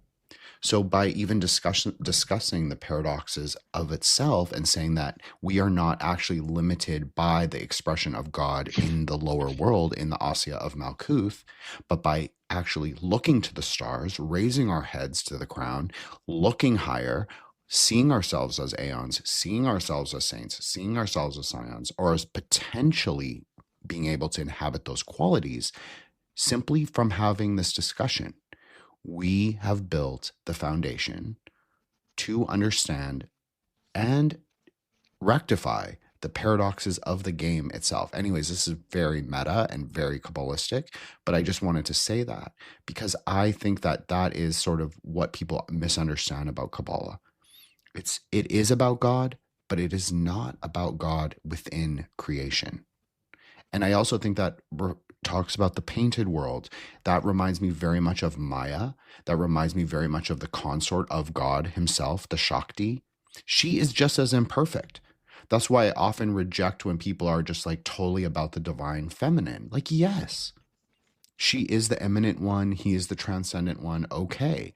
But in Tantra, you understand her as being able to conceptually embody both qualities, which are also quality less at the end. She's both eminent and transcendent. But maybe the resolution to all the paradoxes is like, as I always say, love in the space of emptiness, love as the cause of knowledge. Because there really can be no resolution, in at least in a Kabbalistic way, through the playing through the endless cycle, playing through as the same hero that sort of 1 minute is like the world savior and is the next minute agent of the Demi-Urge, and as the next minute he becomes the Demi-Urge himself. That's just the samsaric cycle. So there's obviously going to be never any kind of liberatory, even if liberation, as I said, in a hyperspace kingdom is not possible in the ways that it's been conceived of in the last 200 years, like complete liberation from the cube, and we just eject into like some like formless non-returner realm. Like, sure, that it's real, but I also think it's also conceptual rather than, it's more like if we can believe it or know it or even think in that way, even think about that there is the spark of potential, this flame, the original flame within us. I know this is it's not anti-theistic, it's just non-theistic. And I know it's very Buddhist, and I know it's also very Temple of Set thinking, like cultivate the black flame. But yeah, why not cultivate the black flame? Because the black flame isn't about a fixed identity on evil or performing evil in the world. The black flame is about confronting the evil in and of ourselves and our own minds. So anyways, I'm sorry, Seth, please continue on your great point. I brought it up at the quote and I wanted to get it out there. Oh, it's interesting you mentioned that, because everything you just described, referencing that author, could be like one-to-one a stand-in for Aldia himself, who appears at like 3 critical junctures, and every time he like sort of interrogates you, the player, as like, what are you actually trying to accomplish in this world?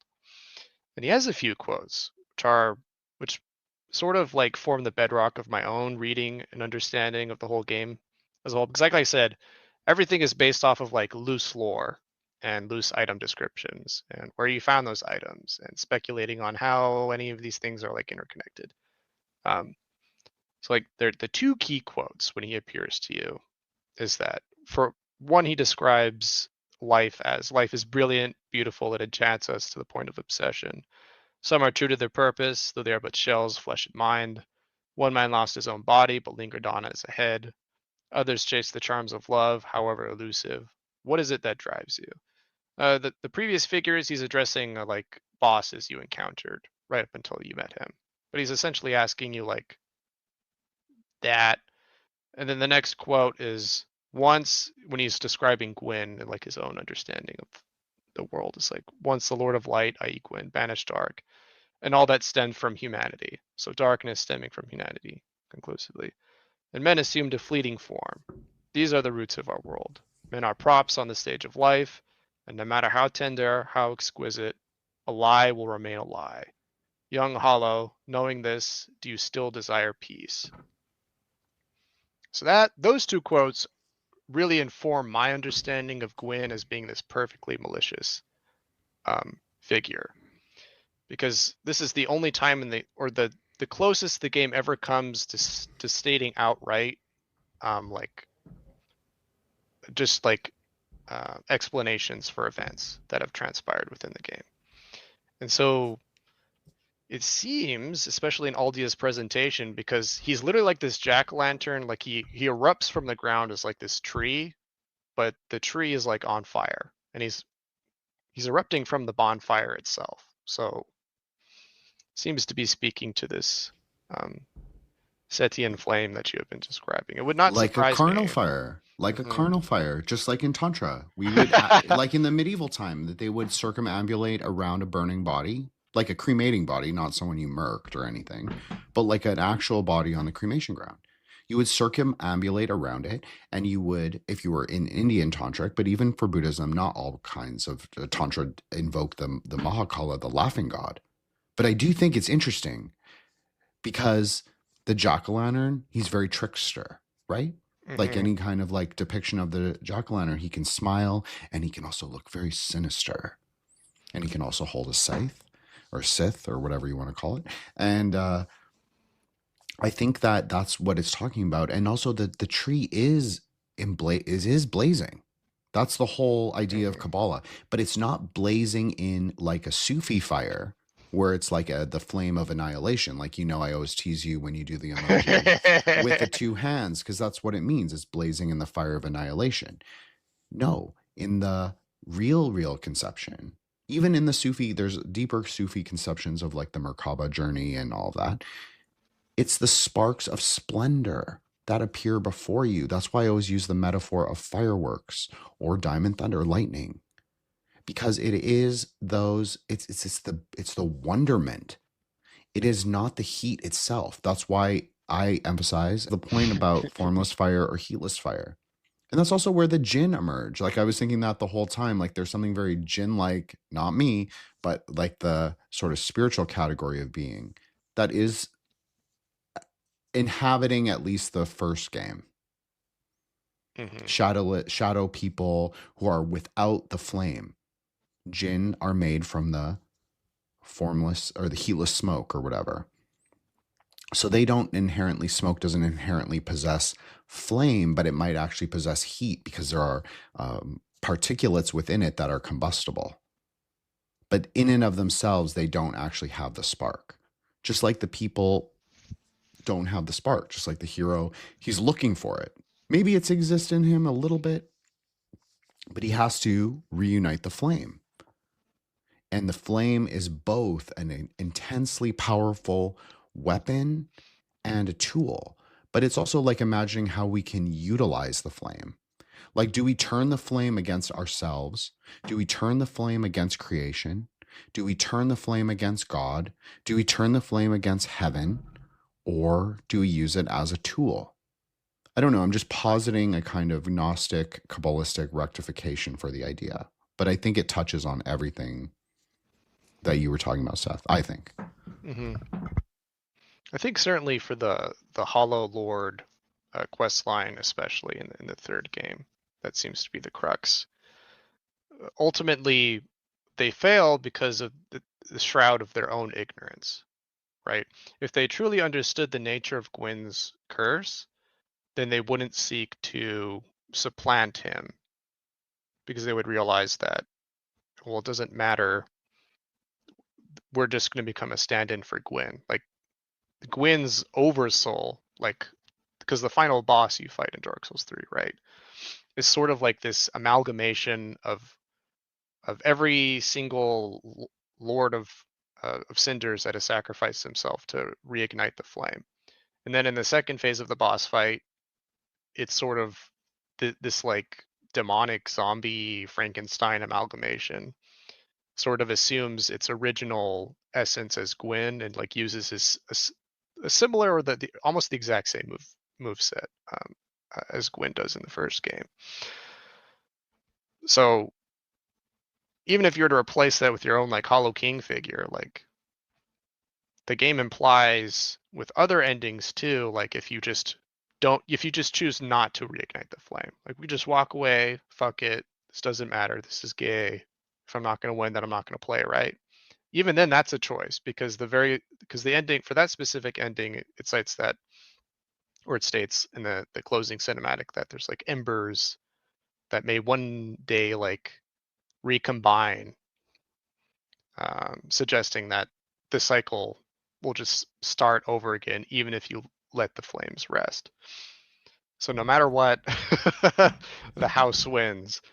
Or well, does it though? Does it though? Because you can also say that this is also resolved in Kabbalah because, or Tantra, both, because you can say that if the sparks are really the memories, the story, the containers, right? The metafictional sort of cosmology that people believe in. So the egregore kind of thing. But once the texts burn, once the institutions fall down, we were talking about this pre-recording, this sort of destabilization, deinstitutionalization of the world that's currently happening. If people forget like the old systems, then of course the cycle is going to restart. But if they take of the knowledge in flux rather than fixed, meaning that they know that they can build upon the ideas freshly, and of course, you can make the argument that nothing really re-arises in the world fully from, like, everything has already been done in previous aeons, previous kalpas, previous yugas, previous cycle changes. Of course, that's true. But we always have a kind of difference in, because we're here right now. So what we can actually influence is here right now. So even though that might be true, that nothing is really innovative, quote unquote, I personally think that we can be innovative in our own time. So relating again to the idea of Gwyn and how he is the Lord of light and time, and you were positing like, and then at the third game, there is like this idea of the darkness, like he can also be a god, or one of his sort of agents or emanations can be a god of darkness. Well, this makes sense because it's positing a binary. But if you look through it through a non-dual lens, where you're saying fuck the binary, which is not about necessarily not igniting the flame, I actually think that it's a more Promethean story is a resolution. That's just to me, but how it's speaking of like, we can take of the flame for ourselves, not for ourselves as in our individuation, but maybe ourselves as in we pass the story along of how the flame came to be and why we shouldn't repeat the story. I'm not saying in a moralistic or dogmatic or even religious textual way, but maybe just in like a sort of story of humanity. Like maybe we don't have to take the flame in the ways that it was transmuted before. Well, what's curious is the dark soul itself is the product of the flame, but it's sort of this novel. It's like it is what is begetted by the flame, rather. It's what takes its place. So really, the whole long objective, like the long storyline of the games, is first escaping the delusion, the trap that the Gwyn, I suppose the Demi-Urge, is set by firmly establishing and describing what is the actual status quo ante and what is supposed to come after, and then establishing that for the world. And the game does rectify that in the final DLC. We finally do sort of get a definitive answer of, one, what the Dark Soul is, and two, the satisfying ending to the series in that there is this ultimate escape, this sort of Kabbalistic transmutation of this failed husk of reality into this novel being, this novel universe. Specifically, there's like this girl, what's her name? Painted lady, painted. Let's see, Dark Souls. Sorry, this is embarrassing. I didn't expect to. Don't worry, I'll cut it, Seth, so it makes it nice and clean. Ariandel. But what is her name? Does she have a name? Oh yeah, maybe, probably. Ariamis is the creator of the painted world of Ariamis. So is it Ariamis? Anyways, there's this little girl. It's sort of kind of implied that she's the daughter of Priscilla. Daughter, see? Yeah, see? Jin wins. W for me. Because it's real. Because they're also drawing from Gnostic ideas, right? Well, here's like, the it's thing. a very Kenneth Grantian kind of thing. I agree 1000%. But specifically, this is what she does. There's like this painting, right? So already Originally, the painted world was sort of created through the same thing. There's like a painting that leads it's like a dimension into another world. She does the same thing, but she takes the fire from Gwen, and she takes the newly invigorated blood of the Dark Soul from Gale's sacrifice, and then she combines that to create this paint that she then uses to generate the world on this new canvas, embedded within the decaying, dying world of her own. That's Just like that's the ending of the game, essentially. Just like we're able to rectify the story by building a new or telling a new story. That's the power of the daughter. That's how she breaks the Qlippoth.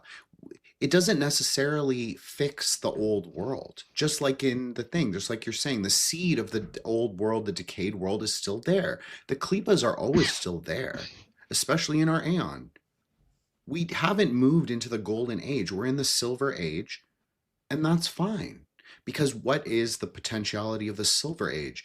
Purification through silver, tried in earth, in a furnace of earth 7 times, just like Psalm 12. Like we've talked about, Joshua and I have like even referenced this psalm. I think I even used it as a quotation on one of his episodes. Because it's a profound idea, especially when we're talking about like the daughter, the Babylon, she who arises at like both Yesod and Tifaret, or Path 22 as I posit. So I think that it's very much the same idea. They're drawing very much on the same archetype. Like, yes, she's a little girl. She can bring the flowers forward in the painted world. Paintings are what? Colors. They're separatic in nature. Just like Kino, just like the Kino I used for the show. Those are my hypersigils. I've talked about this privately. Joshua knows this. I think you also know it, Seth. It's not any secret. I don't ever hide it. But everything I choose for the show is not just aesthetic. I mean, yes, of course, that is true. It's Kabbalistic. It's to mix and match with the numbers, the theme, the quotation. It all has to go together. It all is a Kabbalistic working. For me, that's how I treat the show. So it is kind of like painting the new world, giving the potentiality, the possibility of what can be through the color, through the title. Because what are colors inevitably? They're just names of light. So that's very Hode-like, very analogical, to bring up a word that you used before. So that is like kind of the secret power of man, is that analogical thinking. Now, where we get too far off base is if we become sort of, we become LLMs, I think that's what it's called. We become like living groks, sort of empty, shells. We become husks in of ourselves. We just repeat information, and maybe we approximate the idea of thinking. But if you don't really understand metaphysics, and I'm not saying you have to study Kabbalah, although people who listen to this show should definitely study Kabbalah, should definitely study Buddhism, should definitely study Pico, should definitely study, Christian esotericism, should definitely study the Martinists, should definitely study tarot. They should do all of it. Agrippa should like read about herbs, everything, because doctrine of signatures, again, so important.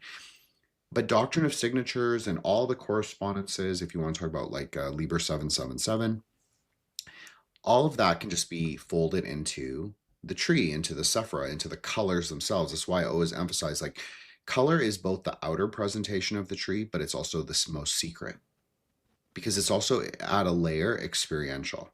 So the metaphor of like a painted world, a world of your own creation, this is very now, because especially for men, I know we're talking about a little girl and the daughter and all of that, but I think that there is something to this where a lot of us, I'm talking about myself, but I think is true for the two of you here, and then all of us who are actually friends, like in our little circle of misfits, we all have very rich internal worlds that's not necessarily expressed in the externalities.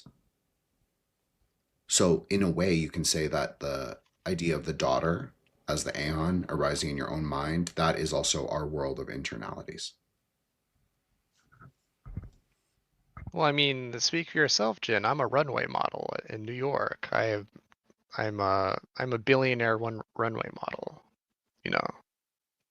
I appreciate the hyperstition. I'm not saying you're not a model. I'm not saying you're not a model or like handsome or whatever. But I am saying I do think hyperstition is important because like the ways we frame ourselves is part of the like we were talking about this pre-recording, like demoralization and like the world of degradation. And obviously this is also a Kabbalistic concept.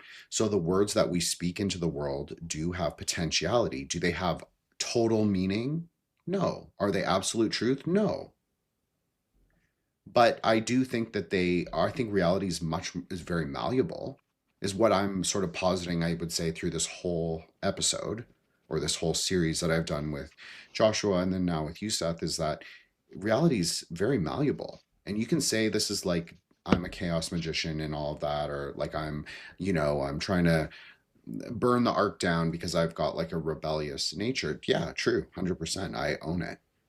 But I also think that reality is malleable. And so I do think we should be careful of our words. That's why I would never overly be self-deprecating. Like I'm very self-deprecating and very self-aware and sometimes often to my detriment and probably too self-referential on the show and on recording in general. But I also think that there is a way that especially men on Twitter tend to make fun of themselves in certain ways and sort of you know articulate their own insecurities, whether they're real or not real. Maybe it's just like the passing thoughts of the ghost world, since social media is also the ghost world, especially Twitter. So I don't personally do that. You'll never hear me say like any of the degrading things because I don't live in a degraded life, even though my life is by far from it's not perfect by any means. And I'm not a perfect person for sure, 100%. I said I was a saint before Saudi. Yeah, I think I am. But I also think that is also, there's deeper Kabbalistic ideas with that you have to reconcile like the devil in yourself. And also Buddhist ideas like as the Upasaka. This is a very dharmic kind of way to look at the world, is that it is all about you in a way, but then also who is you? Like what is the fundamental nature of the self? So I think that you have to confront all these things. To speak to that, I guess my criticism of the game, what I was talking about earlier in terms of the ethos it tries to instill in its player, I think most players, their takeaway is like, because people sort of talk about Dark Souls, not me, but there is a significant portion of people who play this game, they have like a religious experience playing this game. So all the things that you've been talking about, specifically talking about Kabbalah and whatnot, that sort of answers my bewilderment about this particular phenomena. Like why, of all things, people would have like a sort of reverential attitude toward the game. I mean, not only for its difficulty or they treat it as something higher than a form of entertainment. They really treat it as like as a form of literary expression, like a beloved novel Or gospel. or poem, or even I think there is sort of religious experience imparted to that. And my problem with that is that this sort of a holiness that I see them walking away from having played the game is that it's like the gut style stoicism of, if I just endure the struggler, if I just endure and struggle and struggle and struggle, even though I don't understand the world I'm living in, eventually I'll succeed and through like sort of brute force overcome the evil and degradation of this world. And my problem with that is that one, it sort of runs contrary to the entirety of Dark Souls 2, which is the most maligned of the series. Most people hate Dark Souls 2, which is very telling. It's these same people who embrace this sort of pseudo-stoicism having played the game. And then, of course, in the third story, they take for their hero, Gale, who is like, he's a slave knight. He's one of the original undead. He's sort of persisted for millennia, just sort of fighting the gods' wars and humanity's wars, age after age after age. So much so that his armor has infused into his bones. And it's ultimately like his sacrifice, right, that finally allows the world to meaningfully progress and sort of redeem humanity from the trap Gwyn has set for it. But Gale did that after, it wasn't just through pure toil and struggle that Gale did that.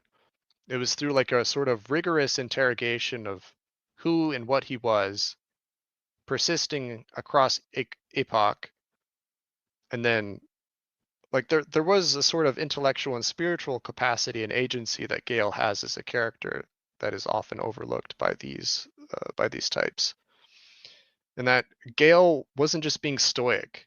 In fact, the few cinematics that you do have of him, like when you first enter the painted world, Gale is like praying, like Muslim style, like completely on his knees and on his hands, just like completely prostrating himself before, I think it's a figure of Rosaria, which is another deity in the game, like begging for like relief from his suffering. It's almost like, and I guess we'll talk about this in Elden Ring too, but it sort of like reminds me more so of like Greek orthodoxy. It sort of evokes that sense of suffering and relationship to suffering. But people they walk away from the video game having missed all that nuance, and they just sort of understand Gale as like just this other like guts berserk figure stand-in. Partly because I think the game, with its unique way of delivering narrative, fails to really emphasize, you know, who and what Gale actually is and what he's doing. So people will discount Gale, they'll discount Dark Souls 2, the story in particular, because it's not a real Soulsborne game, or they had a shitty experience at launch, or whatever it is. And they sort of take away the opposite, like the intended synthesis of the game is not taken by, I think, most of the players who do pay attention to the story. If the stated objective of the game is for people not to go hollow, to sort of regain their humanity, by embracing this ethos of stoicism, they are oblating what little humanity they have left. You know, you just imagine Gwyn's leering face hovering over the video game screen as they turn it off. And I think that's why the creator himself expresses discontent, not only with Dark Souls, but with Elden Ring. It's like he seems particularly dissatisfied with how his games are taken. In this regard, I think. But he himself can't even really articulate it, because I think a lot of this comes down to like translation. I really think Miyazaki is like either directly reading these texts or is being influenced by these texts in translation. And then the game is made in Japanese, retranslated back into English. And then by then it's like, what are we actually playing here? It's like a verisimilitude of a verisimilitude. So I think a lot of stuff just devolves into utter incoherence. And the only way you can sort of extrapolate and formulate your own story, interpreting the game, is through hundreds of hours of autistic gameplay. Which is what I, and I suppose many others have done, but you know. So this is the truth, Seth. I shouldn't have said that, but all wisdom's texts, every single one, normative, esoteric, exoteric, very inner, very secret, all of them, magical or just sort of philosophy of religion, wisdom texts, like expounding on the Orthodox canon, they're all dependent on view with a capital V. They're all dependent on how you read them. Like, what is your initial framework going in?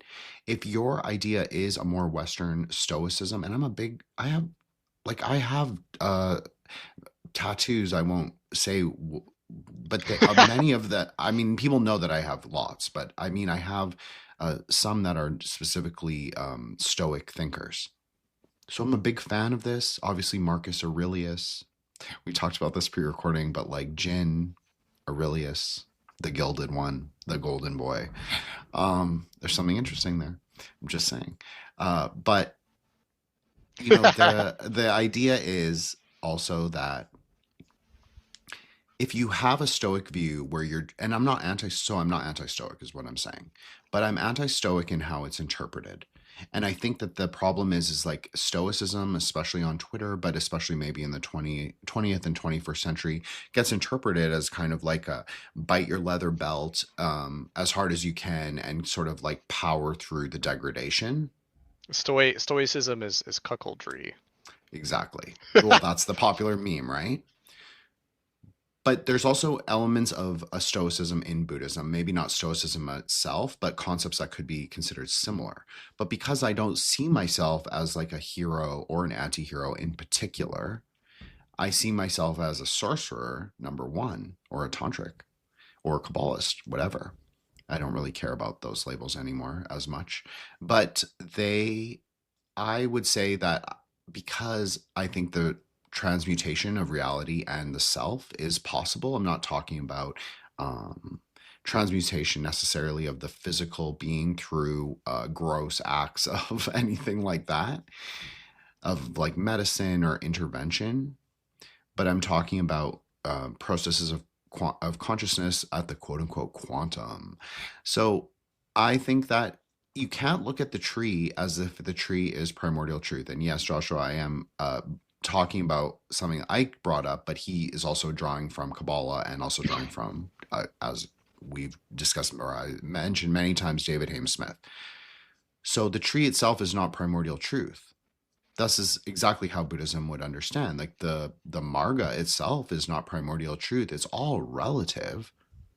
And primordial truth itself is diamond thunder. And the only way to really perceive and to know what that is, that Rigpa, that kind of like place of infinite being, is to experience it for yourself.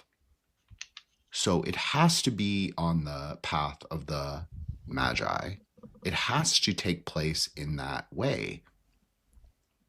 Because all the stuff, all the words, all the frameworks, all the cosmologies, it's all bullshit before ontology, as we always say, as I always say, especially.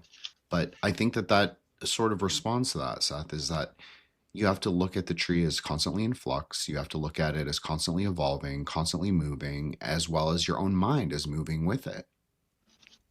And like, how do you turn the wheel? Well, the wheel turns within you as well, but it might also turn in the greater perception of its turning.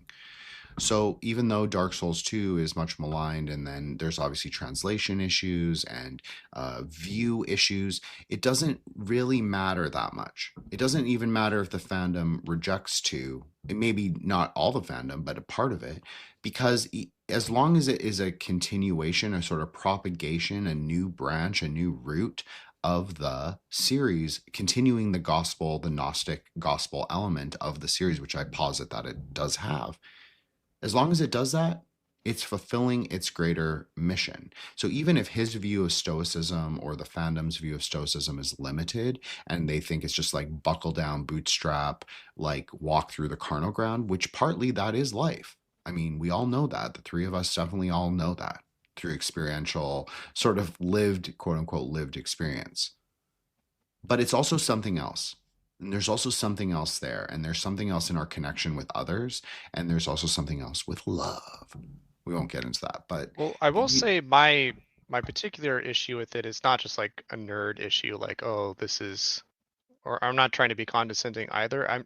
I will say, as we'll like discuss in Elden Ring, there is, Miyazaki is sort of like grappling with how exactly do I communicate this vision right? And he has two options. He can become more esoteric, which is obviously the outcome I would like. I would like to see more insane things, more delusions, more just crazy zany things. Or he can vulgarize it in an attempt to popularize it for the masses. And it seems that with Elden Ring, that was the decision he made. And then, especially with his enlistment of George R.R. Martin, for example, to write a lot of the backstory for Elden Ring, and his obsession for whatever reason with that man, there seems to be like his trajectory is one of, you know, vulgarity, of dumbing things down. And that is kind of my larger issue with that, because Dark Souls, was such a unique vision, such a unique way to like tell a story in a very sort of antithetical to anything like a AAA studio in America would try to do. It is kind of sad for it ultimately to just degenerate into, you know, fantasy slop over time. I don't, because we're talking about the gospel, right? Like each iteration, they even refer to it as the Soulsborne series, right? Where everything is like lumped together. Well, shit, you know, I don't think we're gonna get Revelations, is what I'm saying. we're not gonna get the sort of piece of the narrative that sort of ties everything together, and there's like a definitive statement of its vision. I think it's gonna kind of, unfortunately, sort of be the opposite, and Miyazaki will go the way of, well, most fantasy authors, like, you know, what's his face? The guy who wrote the Wheel of Time ultimately died and had Brandon Sanderson finish his series. Who else? Oh, the creator of Berserk, who died of a heart attack but was having a lot of trouble finishing his work. Or the degenerate, the infamous degenerate, the author of Hunter x Hunter, who suffered the same fate, whereas like his writing just became like a video game. He sort of moved away from the interesting impulse to so it's just kind of sad to see like that this is like the ultimate takeaway. Of course, because that is the, you know, I was half joking about the Zodi thing and the Scion thing, half joking, but this is the truth. This is what happens to a lot of magician slash writers, because those aren't inherently exactly the same, but I think I've built up enough sort of basis on the show to say that they're very closely interrelated, and every magician is a writer. Now, does every magician write as in like what we consider writing in the 21st century? No. But every good magician is also a meta fictionalist, meaning that they're able to build their own worlds, world building. And so I don't like George R.R. Martin. Like, I would not say I'm a fan in any way. I know I've just lost, like, I've lost half my audience right there. I mean, I despise him. I hate George R.R. Martin. Like, I really don't like any of his works. I've tried. I don't like the show. I don't like nothing. It's not compelling to me in any. It just really is not. It's like the least compelling fantasy of all time. I find it very degraded. I don't like his like world of incest and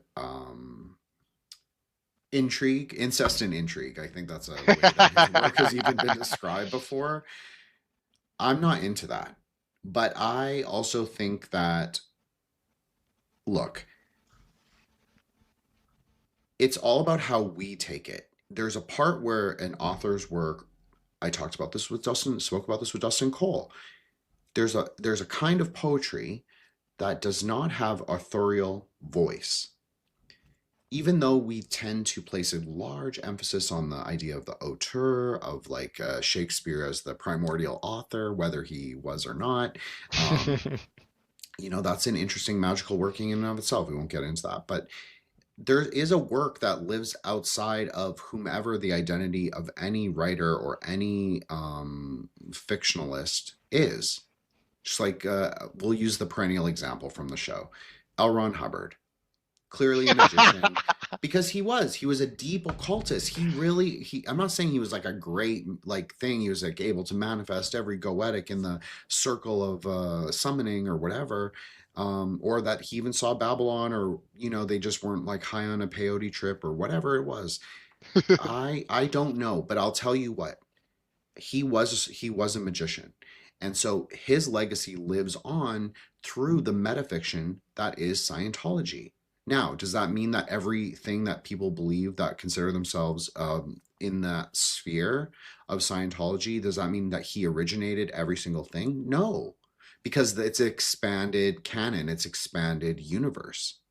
Just like with Marvel, just like with DC, just like with any character. Like most people don't even know a lot of the comic book authors and originators of certain characters. Like people who are really nerdy and like autistic about those subjects will know, but it's those characters are also composite. They're also part of the expanded canon. They're also part of the relationship that happens in not the relationship, the sort of formation of reality that happens in dialogue, meaning that the people who are inking, the people that are coloring, the people who are involved in the creation of the comic, not just the writer, they all have at least small inflection points into the creation of the character. So all characters, in a way, fictional characters, are composite. So to answer your question about like Dark Souls as a gospel, and that your fear is that it becomes just like a degraded sort of, we'll call it low pulp, like low culture pulp fiction. Yeah, this is Qlippoth, or it's in maybe a consequence of people's engagement with it, with if they also have low consciousness. But it's also true of religion. It's also true of religion. Like you and I have discussed Islam for like many hours. And no, but I'm going to say something actually in defense. I know I'm just people are just shocked. They're just dying right now. Look, if your consciousness is okay, Jid, say the Shahada. You got to say the Shahada before. Well, I'm not doing that. But if your consciousness is low consciousness and you're engaging with both religion and wisdom texts, wisdom sciences, of course you're going to interpret the actionable things in the world as degraded and low consciousness. That's it. So I'm not saying treat the Elden Ring series or Dark Souls as the great Gnostic gospel of our times, but maybe you can also consider it as part of the greater tree, the greater Gnostic hermeneutic, to get us the fuck out of the, to take us to the next world archipelago. And I think that is a lot about what video games are. I really do believe this. Like I did the episode with Bicky on Final Fantasy VIII. It struck me. That's a Gnostic story. They're talking about the resolution of time, space, of magic, of memory, of imagination, of the potential of love to conquer the whole fucking demiurgic landscape. The structures of man, child soldiers, psychic soldiers, who have to like undergo these trials of initiation and of co-option and of being used as husks for the archonic forces that are also men that rule the world. And all Final Fantasy, really, in a way, regardless of them being a successful incarnation of the series or not, has a lot of these Gnostic themes, as do all JRPGs, as do a lot of video games, maybe best exemplified in the sort of forgotten classic, The Legend of Mana, which is about the world fucking tree. And like saving the world, but not saving the world of particularly the construction of man, but saving the world of life, saving the spark of splendor. So again, it might have a different presentation, but all video games, not all video games, but good video games with good storytelling are Vidya, are wisdom. And maybe they're not perfect hermeneutics in and of themselves, but as a greater sort of metaphysical tool, absolutely games can be utilized, just like Tracy Twyman said, the ARG. Now, do we let the all the corporations, the umbrella corporation, because Josh was here obviously, do we let the sinister organization co-op the game, or do we take agency as our own players and sort of say, actually, we can navigate some of the ways that they have set this up, and we can gamify the ways that we win. Now, when we win, do we take of the flame in and of ourselves and become the lower demiurgic king of the world? That's totally possible. That's basically the story of all politicians. They arise from maybe the lower classes, the deeper tunnels, the deeper Qlippoths, and they come into a kind of higher positionality, a worldly positionality. But then they drink of the chalice of blood, and so that they become demiurgic in and of themselves. So, but that's a choice, right? We all have choices, and we all can make agential moves, I think, within the greater game. So it's I think it's more meta. I think if people look at it more meta instead of like fixate on the specific title, on the specific gameplay, obviously that's really difficult when you're playing a game. Like when you're playing through the game, you're not gonna be like, what is the meta behind this like whole thing? How does it relate to the series? And then this crazy guy who has a podcast and his two co-hosts saying that, oh, it's like related to Kabbalah and to Gnosticism, and so maybe we should like think of it that way. I don't know, but maybe that's how I would think of it. When I play games, I do think of those things. But maybe that is, again, just me, and I'm just such an No, outlier I that would say that Dark Souls and Elden Ring in particular demands you come up with a way to interpret it, and the specific symbols that it employs to like the actual like being of the game itself suggests that it is probably, if not most certainly, directly inspired by, you know, Gnostic metafiction or Gnostic mythology. Although there's also, but it's like a composite of a composite of a composite. Even in the names, for example, like Gwyn, then his daughter Gwendolyn, his son Guinevere. I don't know if anyone ever managed to uncover the name of his firstborn son, who's just called like the Nameless King.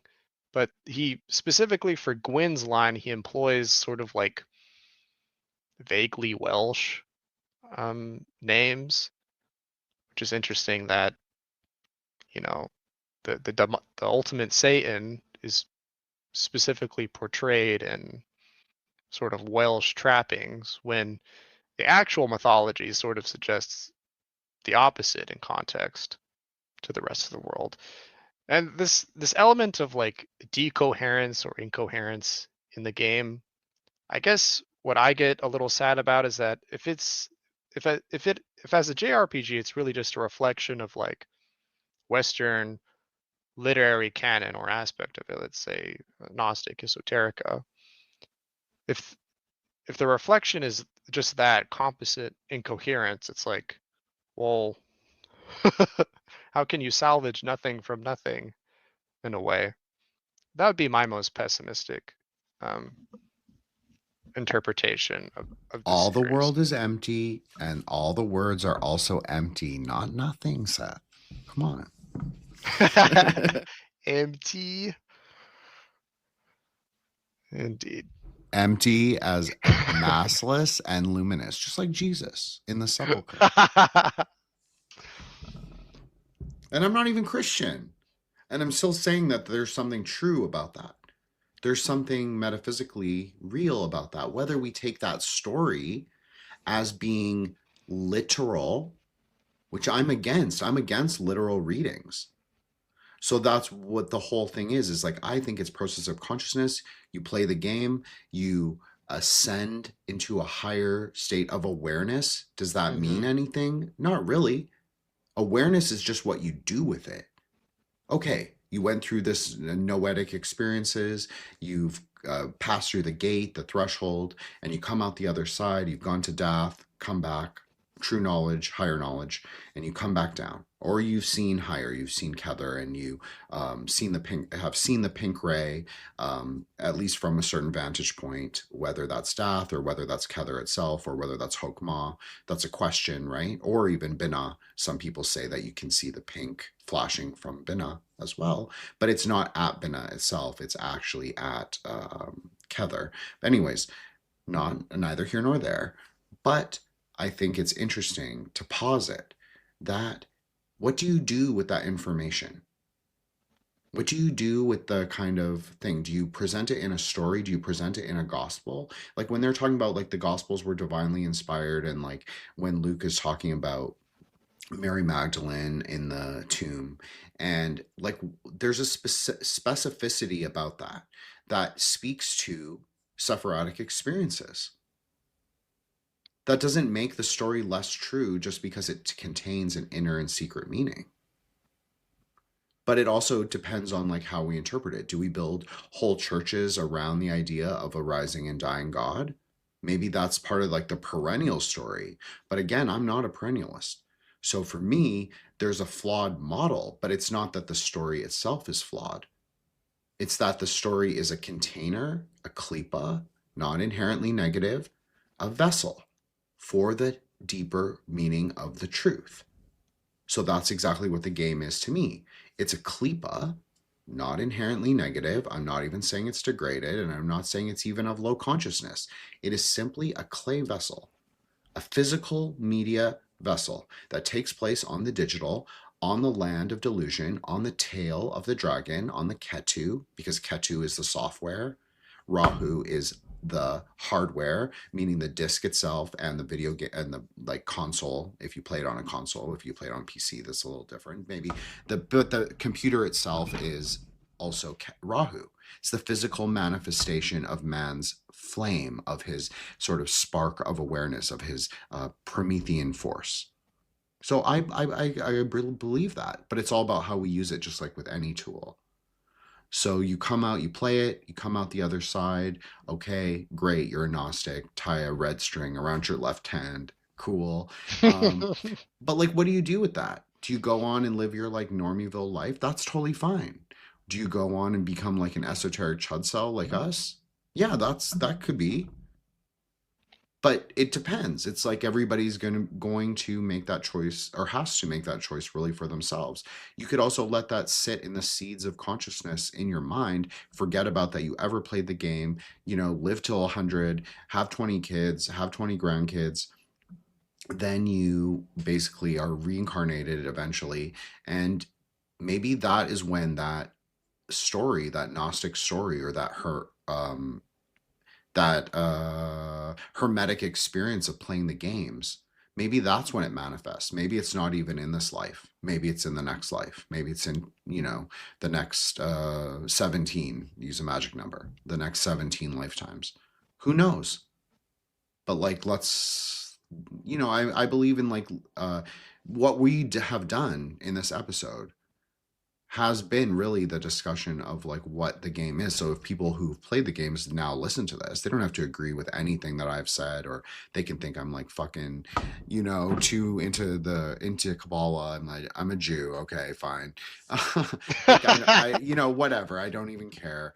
But the point is like, what we have done by discussing this have sort of raised the corpus, the actual like ideas, lifted it from the game itself, and we've discussed it and we've thrown it into flux. So now people are confronted, my favorite thing, are confronted to think about the game in a non-Qlippothic way. They're forced to think about it in the world of ideas, in the imaginal realm that exists both in and outside the threshold at the same time. Or you could say it's a foot in both worlds. It's like it's right in that liminal space between. They're forced to confront their ideas of what a game is and what the story is itself. So we've done actually quite a Gnostic thing here. Because it's true, because given the manner in which the game is told, it could easily, an accusation levied at me or anyone else who talks about it in sort of more metaphysical terms, that, oh, actually the game doesn't explicitly say any of this and you're just hallucinating, and really the objective of the game is to level your strength to 99 and smack around corpses with big bonk. Big bonk hammer, go bonk. That's the objective of the game. That's an argument my brother would make. Are you gonna let him listen to this? Are you gonna be like, these are people I'm hanging out with?